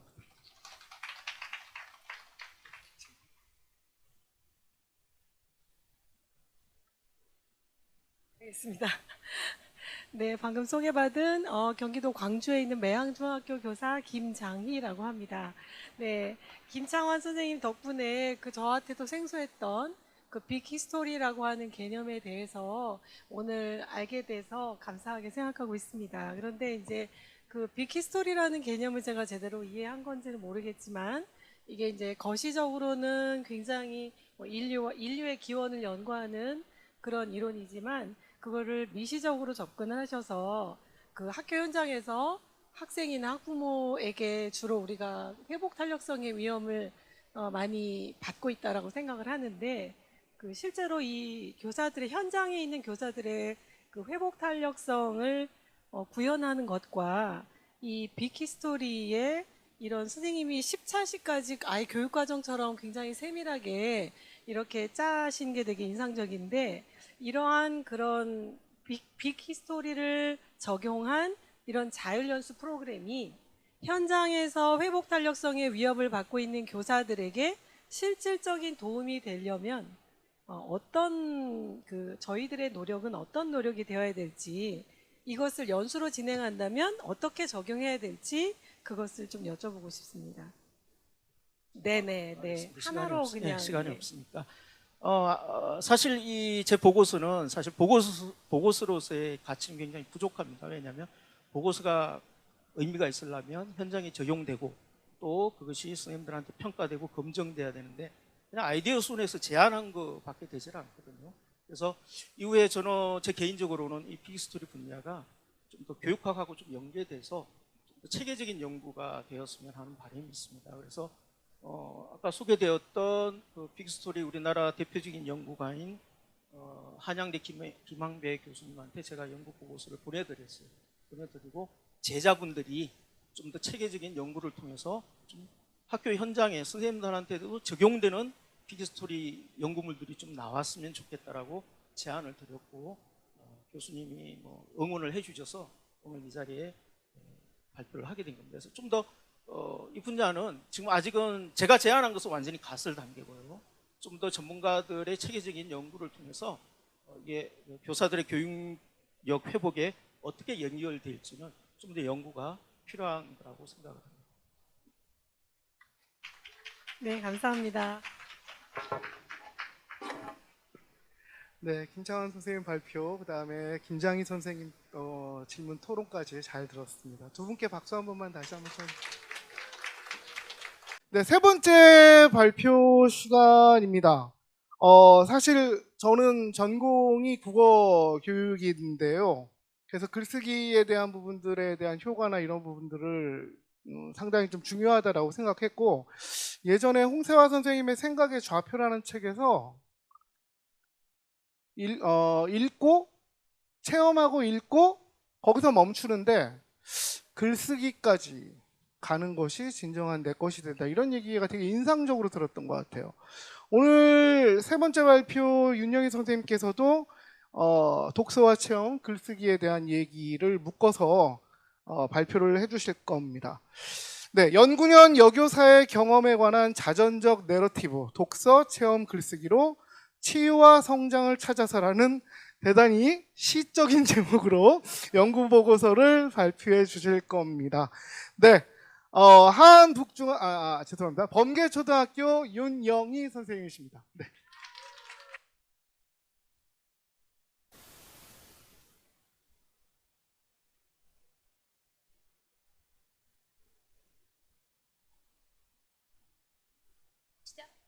하겠습니다. 지극히 개인적인 이야기이기 때문에 자전적인 이야기라서 부담 없이 팔짱 끼시고 뒤 등받이에 기대서 들으셔도 됩니다. 내러티브라는 것이 저도 굉장히 궁금했었는데요. 일련의 사건이 가지는 서사성을 말합니다. 아까 음악회에서 그 음악회의 스토리가 있는 그 이야기를 풀어내는 방식이라고 이해하시면 가장 쉽습니다. 제 연구년 경험을 탐구하기 위해서 자전적 내러티브 연구 방법을 적용하였는데요. 한 개인인 제가 겪은 경험의 지엽적이고 특수한 이야기임을 먼저 밝혀둡니다. 연구년 현재 시점에서 이루어지는 독서와 다양한 체험, 글쓰기를 통한 삶의 경험을 이야기하며 의미를 부여하였고요. 원가족과 관련된 유년 시절, 자아가 확립되어 가던 여고생, 출산과 육아로 된 엄마, 장년의 여인, 부장교사 등 다양한 역할인 나 자신과의 의미 있는 만남이 이루어졌고, 그 기회는 연구년의 시점에서 독서, 체험, 글쓰기 연결을 통해 도출하면서 대상 관계 속에 나와 마주하는 대상에 대한 시선의 변화를 관찰하며 그 관찰하는 가운데 치유와 성장을 경험하는 데 있다고 보겠습니다. 다시 말해서 교사의 연구년 자전적 탐구의 여정으로서의 그 의미가 있다고 보겠습니다. 개인적인 필요성입니다. 첫째는 세계는 급류를 탄 시대라고 표현할 만큼 급변하게 변하고 있는 가운데 나는 얼마만큼 거기에 빠르게 대처할 수 있고 그 감을 체득하고 있는가 부분에 대해서 물음표를 던졌습니다. 코로나19, 우리의 교육인 웰빙이 무너졌던 코로나19를 살펴보면 우리는 어떻게든 이겨냈지만 그 이겨내는 과정 가운데서 호모사피엔스의 민낯을 서로 보았을 거라고 생각합니다. 그런데 적어도 교사인 저는 호모사피엔스의 민낯이 되고 싶지 않았습니다. 두 번째는 역량 기반 교육 패러다임의 변화 속에 나는 과연 아이들에게 길러줘야 되는 역량을 가지고 있는가부터 고민이 되었습니다. 기존에 프로젝트가 성공을 목적으로 하였다면 지금은 포용의 가치, 함께 가는 성장을 지향하고 있는 변혁적 역량에 대해서 다시 이야기하고 있는데요. 이 변혁적 역량을 키우기 위해서 교실에서 교사의 모습은 어때야 하지? 무엇을 어떻게 가르쳐야 되는지 궁금증을 가지게 됩니다. 또한 학습자 행위 주체성이 강조되고 학습 생태계라는 것을 구성을 해야 한다고 하는데 도대체 이것들은 어떻게 만들어지는 거지? 그리고 과연 그러한 자원이 내게 있는가라는 반성에서 시작하였습니다. 그러는 가운데 저도 무엇인가가 능동적이고 주체적인 삶의 행위자로서 살아본 적이 있는가? 교사에서 성장하여 자발적으로 변화를 이끌고 만들어가라는 실천가라는 관점이 있다는 것을 발견하고 제 연구는 여기에서부터 시작합니다. 본 연구는 연구년 교사의 경험을 심층적으로 드러내기 위한 목적을 가지고 내러티브 방법을 통해 시간의 흐름에 따라 어떠한 경험을 하였는지 집중적으로 조명하고자 하였습니다. 연구년의 새롭고 다양한 대상과의 상호작용하는 교육자로서 자발적으로 경험을 이끌어내며 치유되고 성장하는 과정을 실천하며 스스로 돌아보고자 하였습니다. 아울러 교육 회복 분야의 연구년을 희망하는 교사의 치유와 성장의 도움자료로 활용이 가능할 거라고 생각합니다. 연구 목적은 두 가지입니다. 첫째는 연구년 시점이 줄을 이루며 시작한 나 자신과의 의미 있는 만남의 기회를 독서, 체험, 글쓰기를 통해 도출하면서 거기에 의미를 두고 나와 마주하는 대상의 상호작용으로 치유와 성장을 경험합니다. 여기서 대상이라는 것은 모든 체험과 모든 제가 바라보는 모든 것들, 자연이 될 수도 있고 책이 될 수도 있고 어떤 결과물이 될 수도 있다고 생각을 합니다. 둘째로는 인간 경험을 총체적으로 바라보고 생생하게 기술하는 현상학적 연구 방법으로 내러티브 방법이 적절하다고 생각하였기 때문에 인식 주체, 제가 경험하는 의식작용을 탐구하는 철학적 탐구 방법론에 기반하였습니다.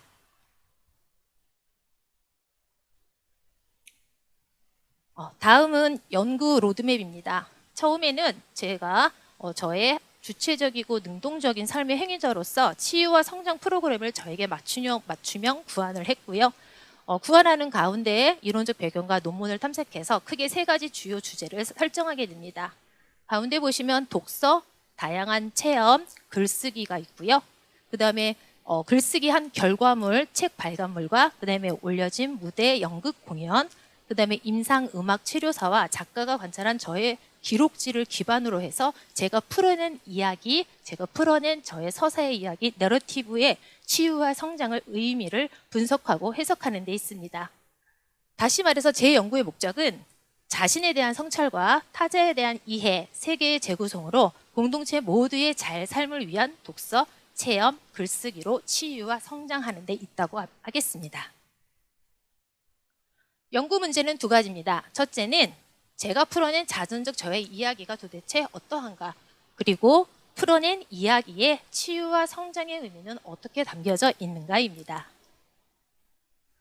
이론적 배경은 크게 독서 치유, 글쓰기 치유, 음악 심상 치유, 내러티브 탐구 부분의 이론적 배경을 조금 써놨는데요.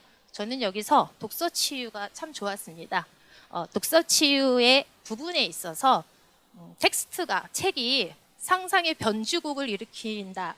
텍스트는 매번 다르게 연주할 수 있는 악보가 된다는 부분에서 굉장히 행복함을 느꼈습니다. 내가 읽는 대로, 내가 변주하고 싶은 대로, 내가 아는 만큼, 내가 느끼는 만큼, 내가 감흥하는 만큼 악보가 된다는 부분이 참 멋있었고요. 텍스트의 다양한 그 변주의 중심에는 바로 셀프 제가 있다는 것을 발견합니다. 글쓰기 치유는 자기 관찰을 통해 자신의 상처, 상실, 연관의 이야기를 찾아 직접적으로 대면하는 과정임을 이론적 배경으로도 알았고 실제로 쓰면서도 알게 됐습니다. 달의 한 면만 보고 살던 제가 달의 뒷면에 무엇이 있을까라는 용기를 가지고 저를 살펴보고 더 나은 나로 성장하는 것을 체험할 수 있었습니다. 세 번째는 음악 심상 치유입니다. 선생님들이 앞으로 사시면서 음악 심상 치유 프로그램이 있다고 하면 반드시 한번 참여해 보시기 바랍니다. 가장 강렬한 카타르시스를 느꼈습니다. 음악의 자기 생각과 느낌, 정서를 심상에 투영하면서 그 심상 경험을 자신의 현재 감정과 감각을 즉시적으로 경험하게 되는 지금 여기를 체험하는 시간이 되었습니다. 다음은 연구 방법입니다. 연구 참여자는 바로 작년에 초등학교 여교사 제가 되고요. 자료 수집은 개인 회상 자료, 어렸을 때부터 찍은 사진, 메모, 교사 수첩, 일기장 모든 것이 되고요. 주로 연구년 시점에서 이루어지는 모든 체험하고 실행하는 자료 또한 그것도 수집이라고 할 수 있겠습니다. 임상 음악 치료사와 작가 인터뷰의 질문지 기록도 포함됩니다. 다음으로 넘어가겠습니다. 여기서 자료 수집이라고 쓰고 실행 체험이라고 한 부분은 바로 제가 연구년 시점에서 이루어지는 다양한 체험을 참여하는 그 모든 것이 저를 관찰하는 자료가 된다고 생각했기 때문에 자료 수집, 그 다음에 실행 체험이라고 썼습니다. 그림책 테라피, 그 다음에 몸짓으로 그리는 나만의 그림책 세상, 연극 2편을 무대에 올렸습니다. 음악 심상 치유, 그 다음에 찬란한 5월 15일 스승의 날 저에게 그림을 그려준 꽃다발, 그림책 일러스트, 이 프로그램은 모두 지역의 인근 도서관 프로그램의 무료였습니다. 예비 작가를 위한 글쓰기 교실에서 홍미숙 수필가와 함께 첨삭 습작하고요. 그 다음에 문화예술 공연 및 전시 관람, 햄릿, 연극, 달샤벨 뮤지컬, 그 다음에 제일 기억에 남는 정영선 조경가의 이 땅에 살아 숨쉬는 것을 위하여 전시, 그 다음에 전주국제 그림책 도서전이 가장 의미 있었습니다. 산림치유와 그 다음에 그림책 필사, 천미진 작가와 함께하는 글쓰기 입문반, 엄마 그림책 만들기 워크숍 등의 프로그램에 참여하며 그 다음에 어떤 변화가 일어나는지 저를 자료 수집을 했다고 생각하시면 될 것 같습니다. 그러는 가운데 글을 쓰기 시작했고 그 글을 책으로 만들면 얼마나 좋을까라는 생각을 갖게 됩니다. 독립출판 과정을 배워서 인디자인 프로그램으로 제가 쓴 글을 모아서 에세이집 2권을 ISBN 없이 제가 만들어서 인쇄해서 가지고 있고요. 또 수필은 안양 도서관 글쓰기 교실 문집에 발간하는 데 제 글이 실렸습니다. 다음은 제가 올해 무조건 해야겠다라고 하는 저의 최종의 목표였습니다.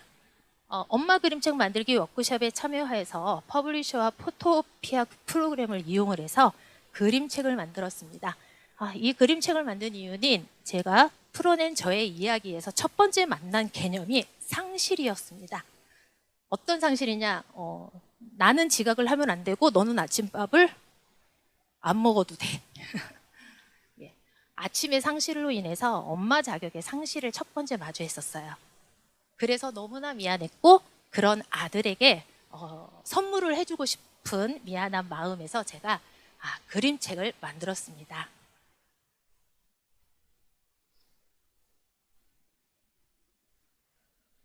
야구씨 갑시다.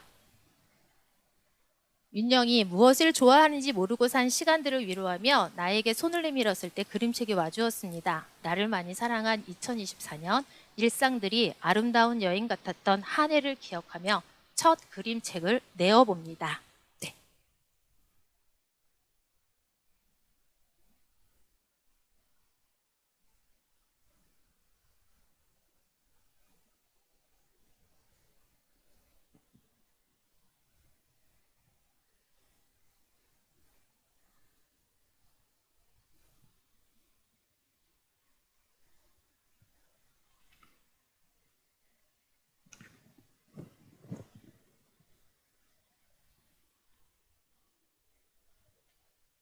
보셨군요. 네. 야구씨 갑시다. 야구씨 갑시다. 글그림 윤영이. 야구씨 나랑 여행 갑시다. 작정한 듯 꾸역꾸역 챙겨놨습니다. 아, 예. 제일 멀리 표를 샀지요. 열차가 출발하자 안도하듯 한숨을 내쉽니다. 시간이 흐르고 리틀 야구씨가 먼저 묻습니다. 시작은 어땠나요? 시끄러운데 한참을 들여다봐요. 가만히 조용히 시도 때도 없이 야구만 향해요. 한글도 알파벳도 연산도 아무튼 야구만. 땀범벅이 된 얼굴로 환하게 웃어요. 야구공한테만 보여주는 그 미소. 계속 지으라고 시작했지요. 소중한 친구들도 꿈도 생겼어요. 중앙야구시도 궁금한 게 있나 봅니다.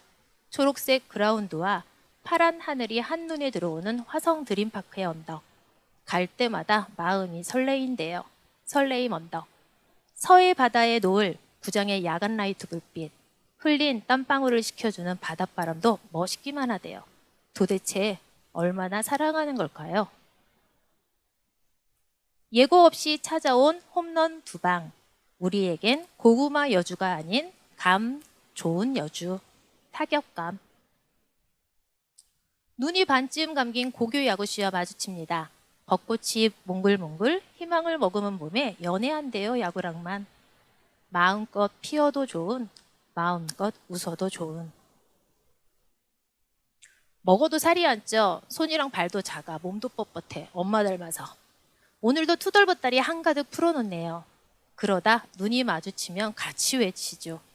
그럼에도 불구하고. 어제의 나는 오늘의 나와 달라야 한대요. 그래서 오늘도 신발끈을 단단히 조여매고 다시 일어나요. 늘 그렇듯. 그러니 야구씨 나랑 여행 좀 갑시다. 소소한 일상의 행복 좀 느끼게. 내 아들 머릿속에 야구가 1도 없는 딱 하루만이라도. 그리고 야구씨 갑시다. 아들이랑 끝까지 함께 낭만 있게. 깜깜한 밤 저 끝에 희미한 불빛을 향해 의심하지 않고 치열하게 홀로 걸어가고 있는 내 아들 건우에게 영희 엄마가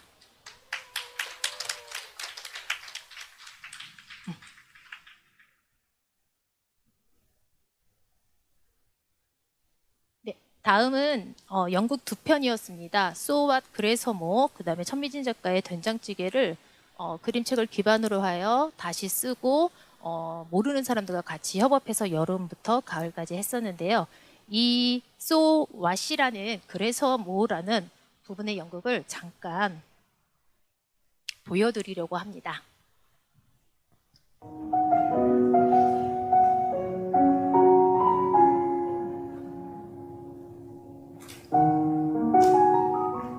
배려하는 나를 오해하지 않았으면 좋겠어. 존중하는 나를 무시하지 않았으면 좋겠어. 회의를 베푼 나를 휘두르지 않았으면 좋겠어. 쌤은 참 착하시기만 한 것 같아요. 하고 싶은 말이 있으면 하고 사세요. 그래서 뭐? 당신은 연애할 때는 애교가 넘치더니 결혼하고 나서는요. 그래서 뭐? 왜 이렇게 쩝쩝거리면서 먹어? 딸, 그래서 뭐? 나에게 이렇게 말해주는 게 그렇게 힘들어? 이런 말을 들으면 얼마나 힘이 되는지 모르나 봐. 쌤, 생각 생각이 참 깊으셔요. 야, 너 은근히 재밌다. 너랑 있으니까 시간 가는 줄 모르겠어. 정말 복스럽게도 먹네. 고마워요. 상처받았던 경험 베스트 3를 적고 그 상황에 들었던 말과 그 다음에 그때 더 위로가 됐을 만한 이야기를 적으면 뒤에 사람들이 그 사람에게 상처를 주고 나 그래서 뭐 나 상관없거든 다시 따뜻한 말을 해주는 치유극이었습니다. 정말 그 찾아서 괜찮다고 한 거거든. 난 진짜 상관없어서 상관없다고 한 거야. 근데 왜 맨날 나를 의심해? 내 마음을 왜 매일 너에게 확인시켜주는데? 너 맨날 아무거나라고 말하더라. 별정장애 아니야? 그래서 뭐? 애미야, 네가 더 일찍 일어나야 한다. 알고 있지? 알고 있나 해서 전화해봤다. 어머니, 그래서 뭐요? 이거 왜 안 버려? 이거 왜 여기다 둔 거야? 살림하는 거 맞아? 그래서 뭐? 나는 칭찬받아 마땅해 28년 동안 일하면서 직장인으로서, 엄마로서, 아내로서 최선을 다했어. 그 누구도 나에게 원망하거나 서운해하거나 비아냥 거릴 수 없어. 너 몸도 아픈데도 항상 성실하게 열심히 잘 살았지? 잘했어. 칭찬해. 28년 동안 한 우물만 파는 건 쉽지 않는 일이지. 이제 네가 하고 싶은 거 다 하렴. 늘 옆에서 아이들을 응원하는 당신이 정말 멋져. 멋져. 내러티브 제가 쓴 글들을 풀어내보면 크게 4가지 주제로 개념으로 분류할 수 있었습니다. 첫 번째는 상실이었습니다. 잃었거나 잊었거나, 크랙, 그 다음에 마주한 나, 틈, 시선의 변화, 미래 꿈을 꾸며 상상을 하다 부분입니다. 궁금하시면 두꺼운 책자에 제가 올린 9편의 글을 보셔도 됩니다. 하지만 치유를 목적으로 해서 쓴 글이기 때문에 읽는 대상을 염두에 두지 않은 글이기 때문에 주소가 없다라는 점을 먼저 밝혀두도록 하겠습니다. 그래서 저는 연구년에 했던 것들에 대한 독서 체험 글쓰기 9편을 자전적 내러티브를 실었더니 4가지 개념으로 보였고요. 그 다음에 상실 크랙 틈 미래에 전문가의 눈이 좀 필요했던 것 같습니다. 그래서 임상음악 치료사와 작가가 본 저의 글의 세계와 인터뷰한 질문지를 분석을 한 부분을 참고로 했습니다. 그 다음에 이 글에서 11편의 글에서 나타난 치유와 성장의 의미도 보고서를 보시면 자세히 나와 있습니다. 내러티브라는 것이 지엽적이고 개인의 이야기지만 개인적 정당성, 실제적, 사회적 정당성에서의 3가지 이 물음의 답을 할 수 있으면 된다고 합니다. 그래서 읽어보시면 되겠습니다. 연구보고서를 제출하고 나서 가만히 있을 수가 또 없더라고요. 뭔가 심심해서 안동에 있는 인문학 프로그램을 체험하고 사당역 버스 3번 출구에 내렸는데 잘생긴 남자가 딱 서 있어서 저한테 환하게 웃으며 묻더라고요. 당신은 무엇에 진심인가요? 하고 저의 선재가 묻는데 선재랑 제가 생각이 너무나 똑같았습니다. 이 광고는 일룸의 광고였고요. 혹시 답을 아시는 분 계십니까? 네, 가구니까 선재는 일상의 진심이라고 이야기했습니다. 저에게 연구년은 남들에게 지나칠 법한 소소한 일상이었을 그것들을 해내는 하루하루가 정말 아름다운 여행 같았습니다. 멈춤이 보이고 비운이 더 채워졌던 이 시간이 끝이 무엇으로 이어져야 할지, 이어지게 될지, 이어져야 하게 하는지 굉장히 고민스러운 지점이라고 저는 생각합니다. 여기 계신 선생님들께서 그 진심이었던 그 무엇을 저는 응원하고 싶고요. 내년에도 현장에서 그것을 간직간직 꼭 끌어안고 행복하시기를 바라겠습니다. 이상입니다. 네. 윤영희 선생님 연구는 뭔가 좀 감동이 좀 있는 것 같아요. 네. 관련한 토론으로 하안북중학교 김남우 선생님께서 네, 토론자로 나와서 말씀해 주시겠습니다. 네, 박수 한 번만 주시죠.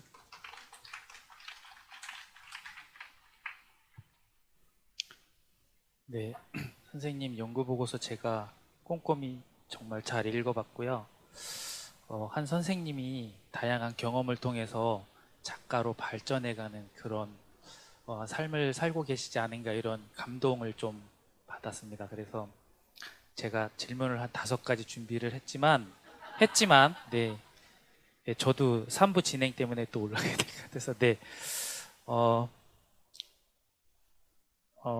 한 가지만 크게 한 가지만 질문을 드릴게요. 선생님 아까 그 4가지를 말씀해 주신 것 중에 틈이 있었습니다. 틈. 네. 틈이란 취약적으로 보았던 것들을 반취약적, 네, 영어로 안티프레질, 네. 반취약적으로 볼 수 있는 힘을 준다. 틈에 감사하다. 라는 연계 글쓰기를 해주셨는데요. 이 틈과 관련해서 우리 선생님들께 좀 시사해서 좀 드릴 말씀이 좀 있을까요? 예. 이 틈에 관련된 내용은 제 독서체험 글쓰기 1 연구 보고서 336쪽에 있습니다. 자세한 걸 보고 싶으시면 그곳을 보시면 되고요. 다른 게 아닙니다. 이 부분은 상실이라는 개념으로 표현된 부분인데요. 한 번도 가져보지 못한 어떤 쏟아지는 시간의 자유와 그로 인해 더불어 가질 수 있는 활기찬 체력으로 처음 만난 건 자연이었습니다. 집 앞에 있는 목련나무와 단풍나무, 보이지 않던 은행나무의 사계절 갈아입는 옷들이 보이셨을 겁니다. 그랬다면 저는 성공이라고 보거든요. 일단 자연의 그 다음의 변화를 설레이면서 기다릴 수 있게 된 것은 그 이전까지는 그런 건 보이지 않았고 제 틈의 개념이 힘들어, 쉬어야 돼, 자야 돼. 그리고 저의 실수한 부분, 균열, 부정적 감정, 그 다음에 시간의 짜투리, 모자람, 결핍이라는 생각을 갖고 있었어요. 그런데 이순옥 작가님의 틈만 나면이라는 그림책을 보고 주어진 연구년이라는 선물을 만끽하는 가운데 틈이라는 개념이 다르게 보이기 시작합니다. 자연을 관찰할 수 있었고 창밖 나무 보기, 중년 집중력 강화 프로그램으로 제가 만든 세이클로바 무리 중에서 네이클로바 찾기, 그림책 보러 도서관에 뛰어가기, 끄적끄적 글쓰기, 금요일에는 꽃 할아버지한테 꽃을 꼭 사기. 그러면서 틈이 어떻게 바뀌었냐면 그대로 놓아두고 메꾸지 않아도 되고 실수해도 되고 그 다음에 피곤한 시간이 아니라 그 틈에 내가 하고 싶은 일을 하면 더 행복한 시간이 되고 그 다음에 그 틈을 바라보는 시선의 변화를 느꼈습니다. 감사함과 꾸준함이 저절로 따라오더라고요. 그래서 현장에 갔을 때 이 틈이 앞으로는 사소한 것부터 노력하겠습니다. 적어도 차를 천천히 내려 마시고 온도와 온기를 느끼고 눈을 감고 소리를 듣고 멀리 운동장을 내다보고 옆에 있는 저보다 젊은 선생님한테 가서 같이 마실래? 뭐 힘든 거 없어? 라고 말할 수 있는 틈, 그런 틈을 저는 가졌고 여기에 계신 선생님들 현장에서 만끽하시길 바랍니다. 이상입니다. 네, 답변 감사합니다.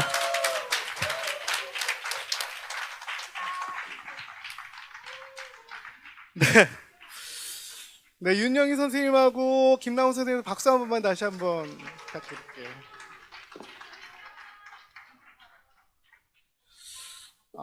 네, 제가 이쯤에서 드는 이 세 분 아마 끝까지도 마찬가지일 텐데 세 분 연구를 듣고 드는 생각이 있어요. 발표하지 않길 잘했다. 역시 내 판단은 정확했다. 앞으로도 이런 판단을 내가 정확히 하자. 이 생각을 하게 됐습니다. 특히나 이제 동화책이 이제 시간이 사실 좀 촉박함에도 불구하고 아마 선생님께서 의도하신 바가 있어서 그 짧은 그 동화책을 직접 지으신 거, 직접 그림까지 하는 건 뭔가 그리고 이렇게 읽는 톤이 대단히 프로 같다는 생각이 좀 들었어요. 앉아서 이렇게 낭독하고 이렇게 이 톤이 올렸다 내렸다 이렇게 강약을 주시는 부분들 그래서 더 귀에 쏙쏙 들어오지 않았나 감동적이라는 말이 자꾸 나오게 되네요. 네, 이제 마지막 발표고요. 저희는 지금 시간상으로는 아무튼 3시 반부터 시작하니까 그거 조금 그렇게 이제 진행할 때 하도록 하겠습니다. 뭐 1, 2분이야 조금 좀 오류가 있도록 이해해 주시고요. 네 번째 발표입니다. 방금까지 들으시고 1년간 저희 그 특강해 주시거나 장기자랑 해 주신 선생님들 보면은 정말 뛰어나신 분들이 너무 많아서 나는 어떻게 된 건가 이게 생각 저만 하는 건 아니죠. 예. 나 어떻게 된 거지 하는 생각, 나 이게 왜 뽑혔지 하는 생각 저만 한 거라고 저는 생각하지 않아요. 근데 지금 요번에 네 번째 우리가 풀피리도 듣고 네, 펭귄 사진도 제가 집에 붙여놓고 막 이런 상황인데 오늘 지금 연구 마지막으로 이제 발표하신 선생님께서는 제가 이제 나름대로 뒷조사를 해보니까 이미 17년도에 수필가로 등단을 하신 선생님이세요.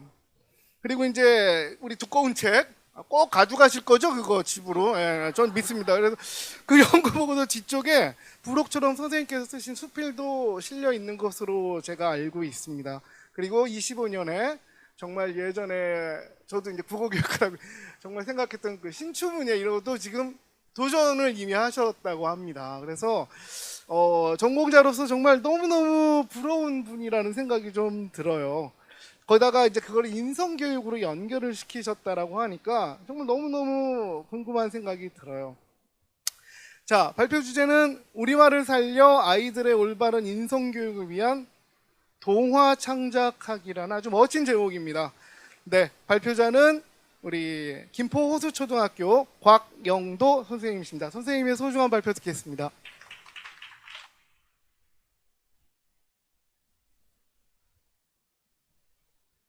안녕하세요.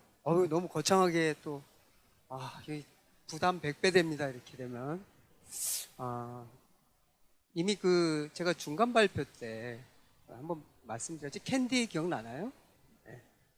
제가 그 사람입니다.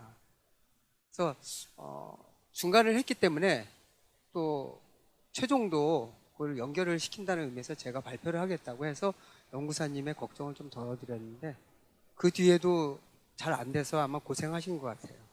자, 쉬운 우리말로 인성동화 쓰기 간단하게는 이렇게 말할 수가 있는데 쉬운 우리말이라는 것은 우리말 뭐 쉽잖아요, 그죠? 근데 우리는 이제 쉬운데 또 아이들의 입장에서는 또 어려운 말들이 있어서 또 어려운 말들 때문에 신경을 너무 써야 되는 그런 동화가 또 있지 않을까 싶어서 저는 먼저 우리 쉬운 우리말을 위해서 공부를 좀 해야겠다 이런 생각이 들었어요.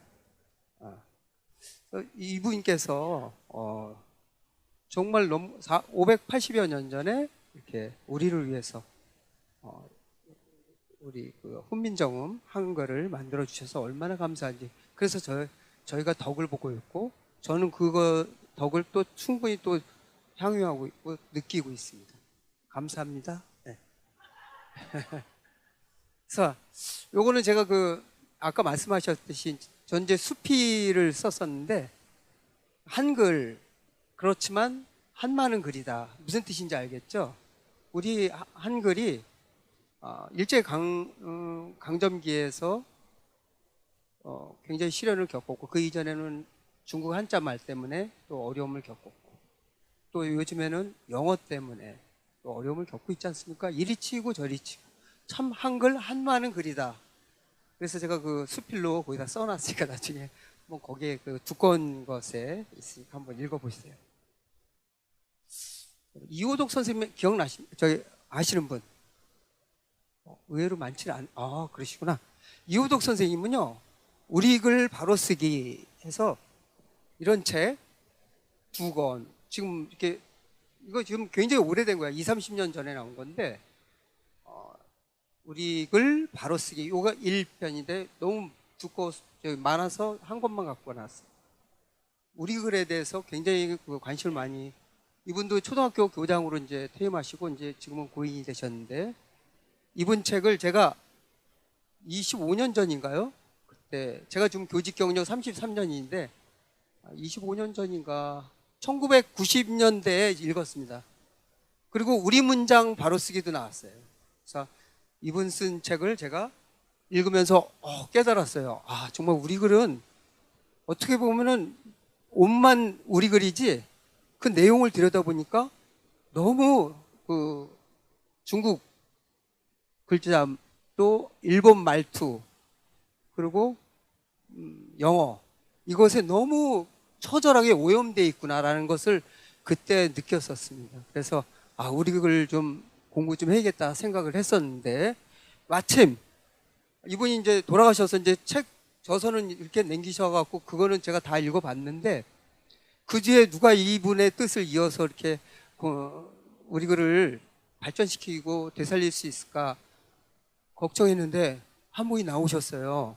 최종규라는 분이 나왔어요. 자, 여기 이제 국어사전은 생뚱맞지만은 그 옆에 보면 비슷한 말 꾸러미 사전, 밑에 보니까 글 최종규 나오죠. 그 옆에 견말 꾸러기 사전, 최종규. 이분이 이호덕 선생님 이제 뜻을 그대로 이어받아서 공부하고 요즘에 책을 엄청 많이 내신 분이거든요.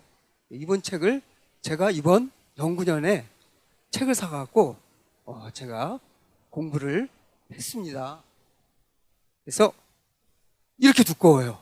우리 견말 꾸러미 사전이 이렇게 두꺼워요. 700몇 쪽이 되는데 이거 다 읽었습니다. 그리고 비슷한 말 꾸러미 사전 이것도 다 읽었어요. 이게 11월 말인가? 그때 다 읽었습니다. 몇 달 걸렸죠. 근데 이거는 저런 그 국어 사전은 그 책상에 있는 사전이고 필요할 때 찾는 거지만 이거는 그냥 쭉 읽는 사전이라고 보면 돼요. 이분도 그렇게 소개를 하더라고요. 이걸 읽으면서 제가 더욱더 우리말에 대해서 엄청나게 공부를 많이 할 수 있었습니다.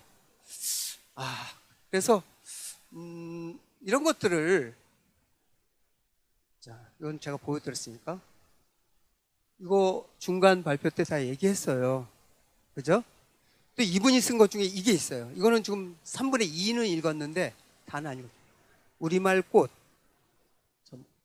이분이 책을 많이 썼는데 이건 최근에 나온 겁니다. 올해 2024년도에 나온 겁니다. 그래서 이러한 말들, 쉬운 우리말들을 가지고 내가 동화를 써야겠다 이렇게 생각해서 시작을 했어요. 사실은 연구년을 하기 위해서 제가 그냥 글쓰기를 하겠다 이렇게 생각하면은 뭐 잘 선발이 안 될 것 같아서 교육적으로 접근을 해야겠다 싶어 했습니다. 앞에 분 선생님께서 또 그 말씀하신 것과 연결이 돼요. 또 그래서 1월 달부터 강남에 뭐 프로젝트 동화 쓰기 프로젝트 6주 공부하는 게 있어서 거금 48만 원 들여서 공부를 시작했습니다. 일주일에 한 번씩 가는 거예요. 그래서 6주 가고 1월 달에 시작해서 글을 쓰고 배우고 저는 여선생님인 줄 알고 여자분이 그 강사인 줄 알고 김세실 작가님이라고 해갖고 갔더니 청년이에요. 청년 30대 남자 선생님이었어요. 그분한테 지금도 뭐 코칭을 받고 있지만은 그래서 1월 달에 써갖고 글 써갖고 거기에 딸 같은 공부하러 온 그 여성분들과 같이 공부했어요. 저까지 해서 6명이서 작업해갖고 공동으로 책이 나온 게 별스러운 이야기입니다. 5월 10날 나왔어요. 12,500원입니다. 그랬더니 우리 그 학교에서 이거를 도서관에 신간으로 했습니다. 우리 교감선생님께서 또 많이 응원해 주시고 문자도 보내주시고 했습니다. 그래서 이게 뭡니까? 기억납니까? 인쇄 받은 겁니다. 첫 번째 9,584원이 이게 딱 들어오는데 기분이 좋더라고요. 뭐 돈 많고 적고 간에.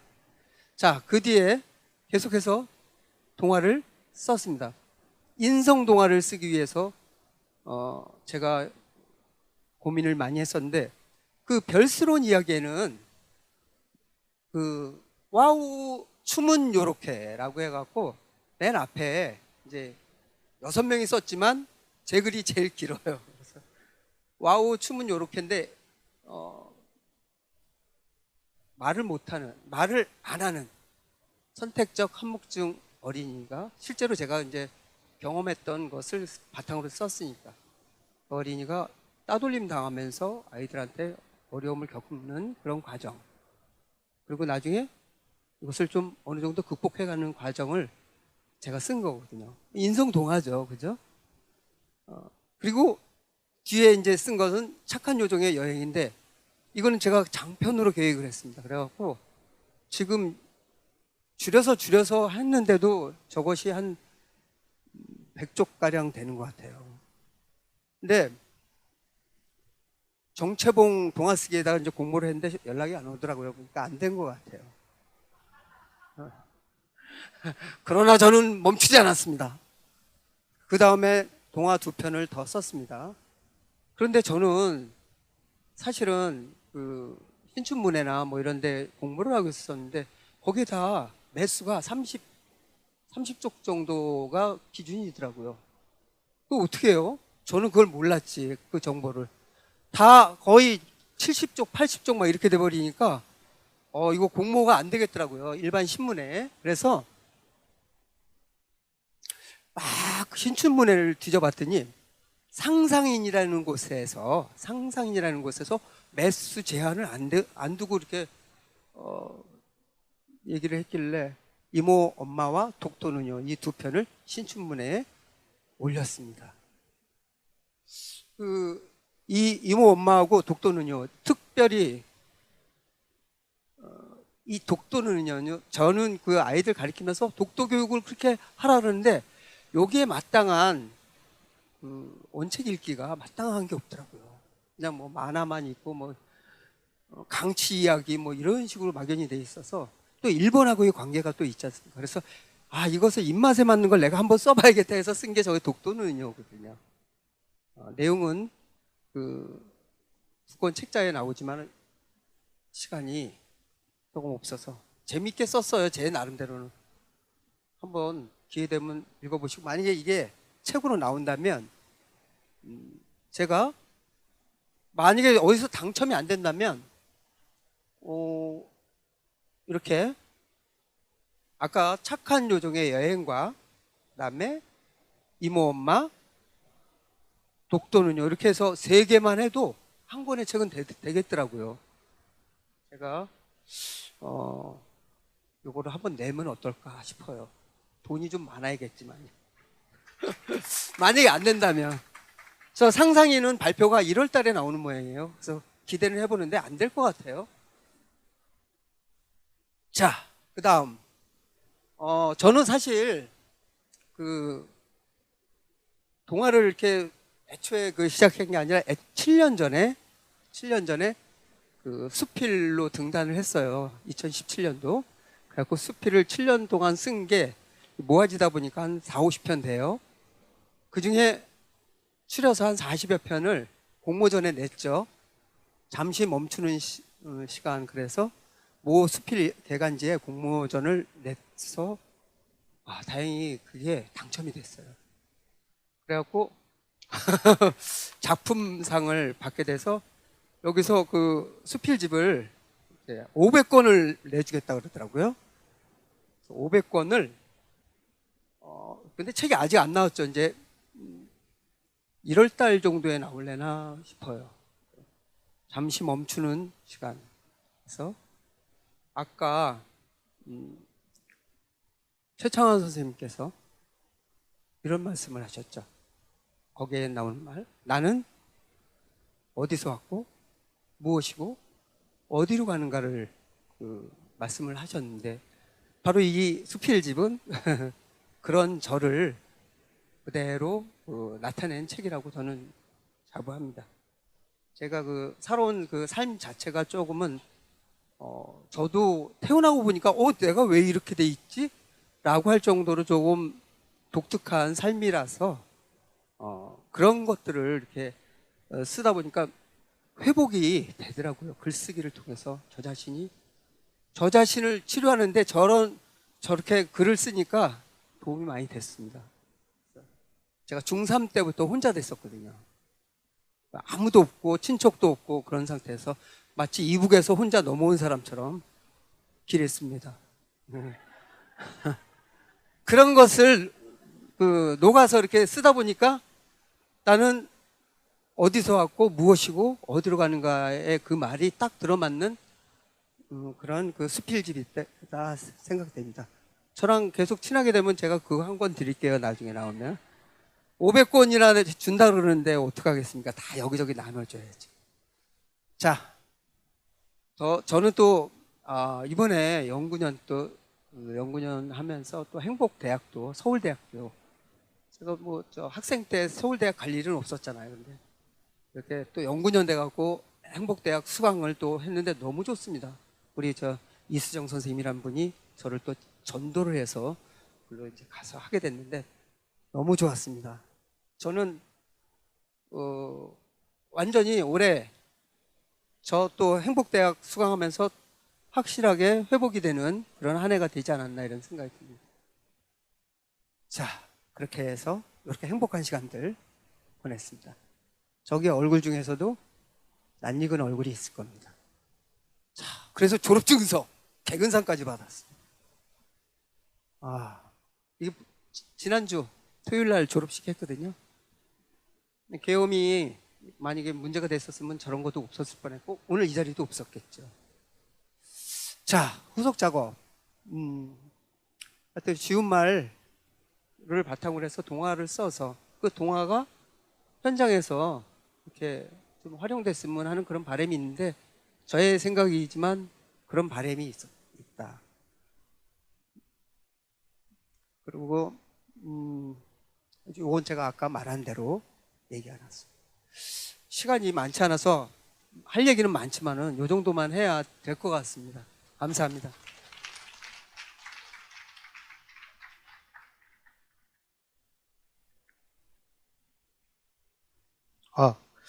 네. 우리 곽영도 선생님 말씀 잘 들었고요. 관련해서 토론자는 청덕중학교의 권영미 선생님께서 토론자로 말씀을 해주실 겁니다. 네, 박수 한 번만 주십시오.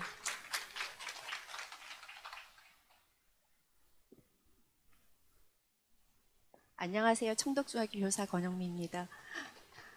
가경도 선생님 옆모습 보시면 익숙한 모습 혹시 떠오르세요? 유시민 작가.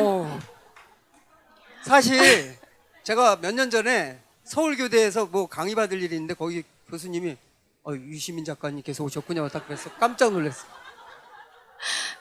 옆에서 이렇게 말씀하시는데 유시민 작가라는 생각이 들 만큼 닮으셨더라고요. 감사합니다. 네, 가경도 선생님의 사실 보고서를 읽었는데 요즘 학교 폭력이나 그다음에 교사 인권 침해 사례 같은 것이 너무 빈번해서 우리 다 많이 힘들어하고 있는데 그 인성 교육의 일환의 방법으로 철학 동화책 만들기를 시도하셨더라고요. 우리가 다양하게 많은 방법들이 시도되지만 이렇게 동화책을 만든다는 게 그렇게 쉬운 일은 아니라서 놀라웠고요. 그다음에 현장에 있는 교사가 쓴 것이기 때문에 더 훨씬 교사들이 자료로 활용하기도 좋겠다 이런 생각을 했습니다. 그런데 저는 이제 선생님의 보고서를 읽으면서 그 보고서 내용에서 너무 아쉽지만 잘 드러나지 않는 부분들이 있어서 두 가지를 여쭈려고 하는데요. 첫 번째가 사실 선생님이 아까 말씀하셨던 것처럼 되게 우리말에 대한 애정과 사랑 그런 것들이 담뿍 묻어나더라고요. 저도 역시 우리말 되게 중요하다고 생각하고 바른말을 쓰는 게 인성교육의 가장 기본이라는 생각은 하는데 우리말을 사용하는 것과 인성교육이 어떤 관련이 있을까? 거기에 대한 그런 것들이 구체적으로 잘 드러나지 않았다는 생각이 들어서 좀 여쭤보고 싶었고요. 그다음 두 번째는 선생님의 동화가 철학 동화예요. 그죠? 그런데 선생님이 그 다양하게 연구하셨던 그 철학적인 것들이 구체적으로 작품이 여기에 4편인가 크게 실려 있는데 거기에 구체적으로 어떻게 구현이 됐는지를 좀 듣고 싶었습니다. 네. 묶어서 같이 말씀을 드릴게요. 아까도 제가 이제 말씀을 드렸지만 말이 말에 의해서 치유가 되기도 하고 또 아프기도 하고 그러지 않습니까? 말은 하나의 그 무기 같은 것 같아요. 잘못하면은. 그래서 말은 우리 생각을 담는 그릇이라고 하지 않습니까? 그래서 그 말이 예쁜 말, 좋은 말, 우리말 이런 것들을 아이들이 자꾸 쓰게 되면은 그것이 인성과도 연결이 된다 이런 생각을 했던 거죠. 그래서 이걸 갖다가 막 더 깊이 이렇게 설명을 할 필요는 없는 것 같아요. 그 말이 얼마나 그 우리 인성교육과 관련이 되는가를 저는 이 정도로만 얘기하면 될 것 같아요. 그릇이다.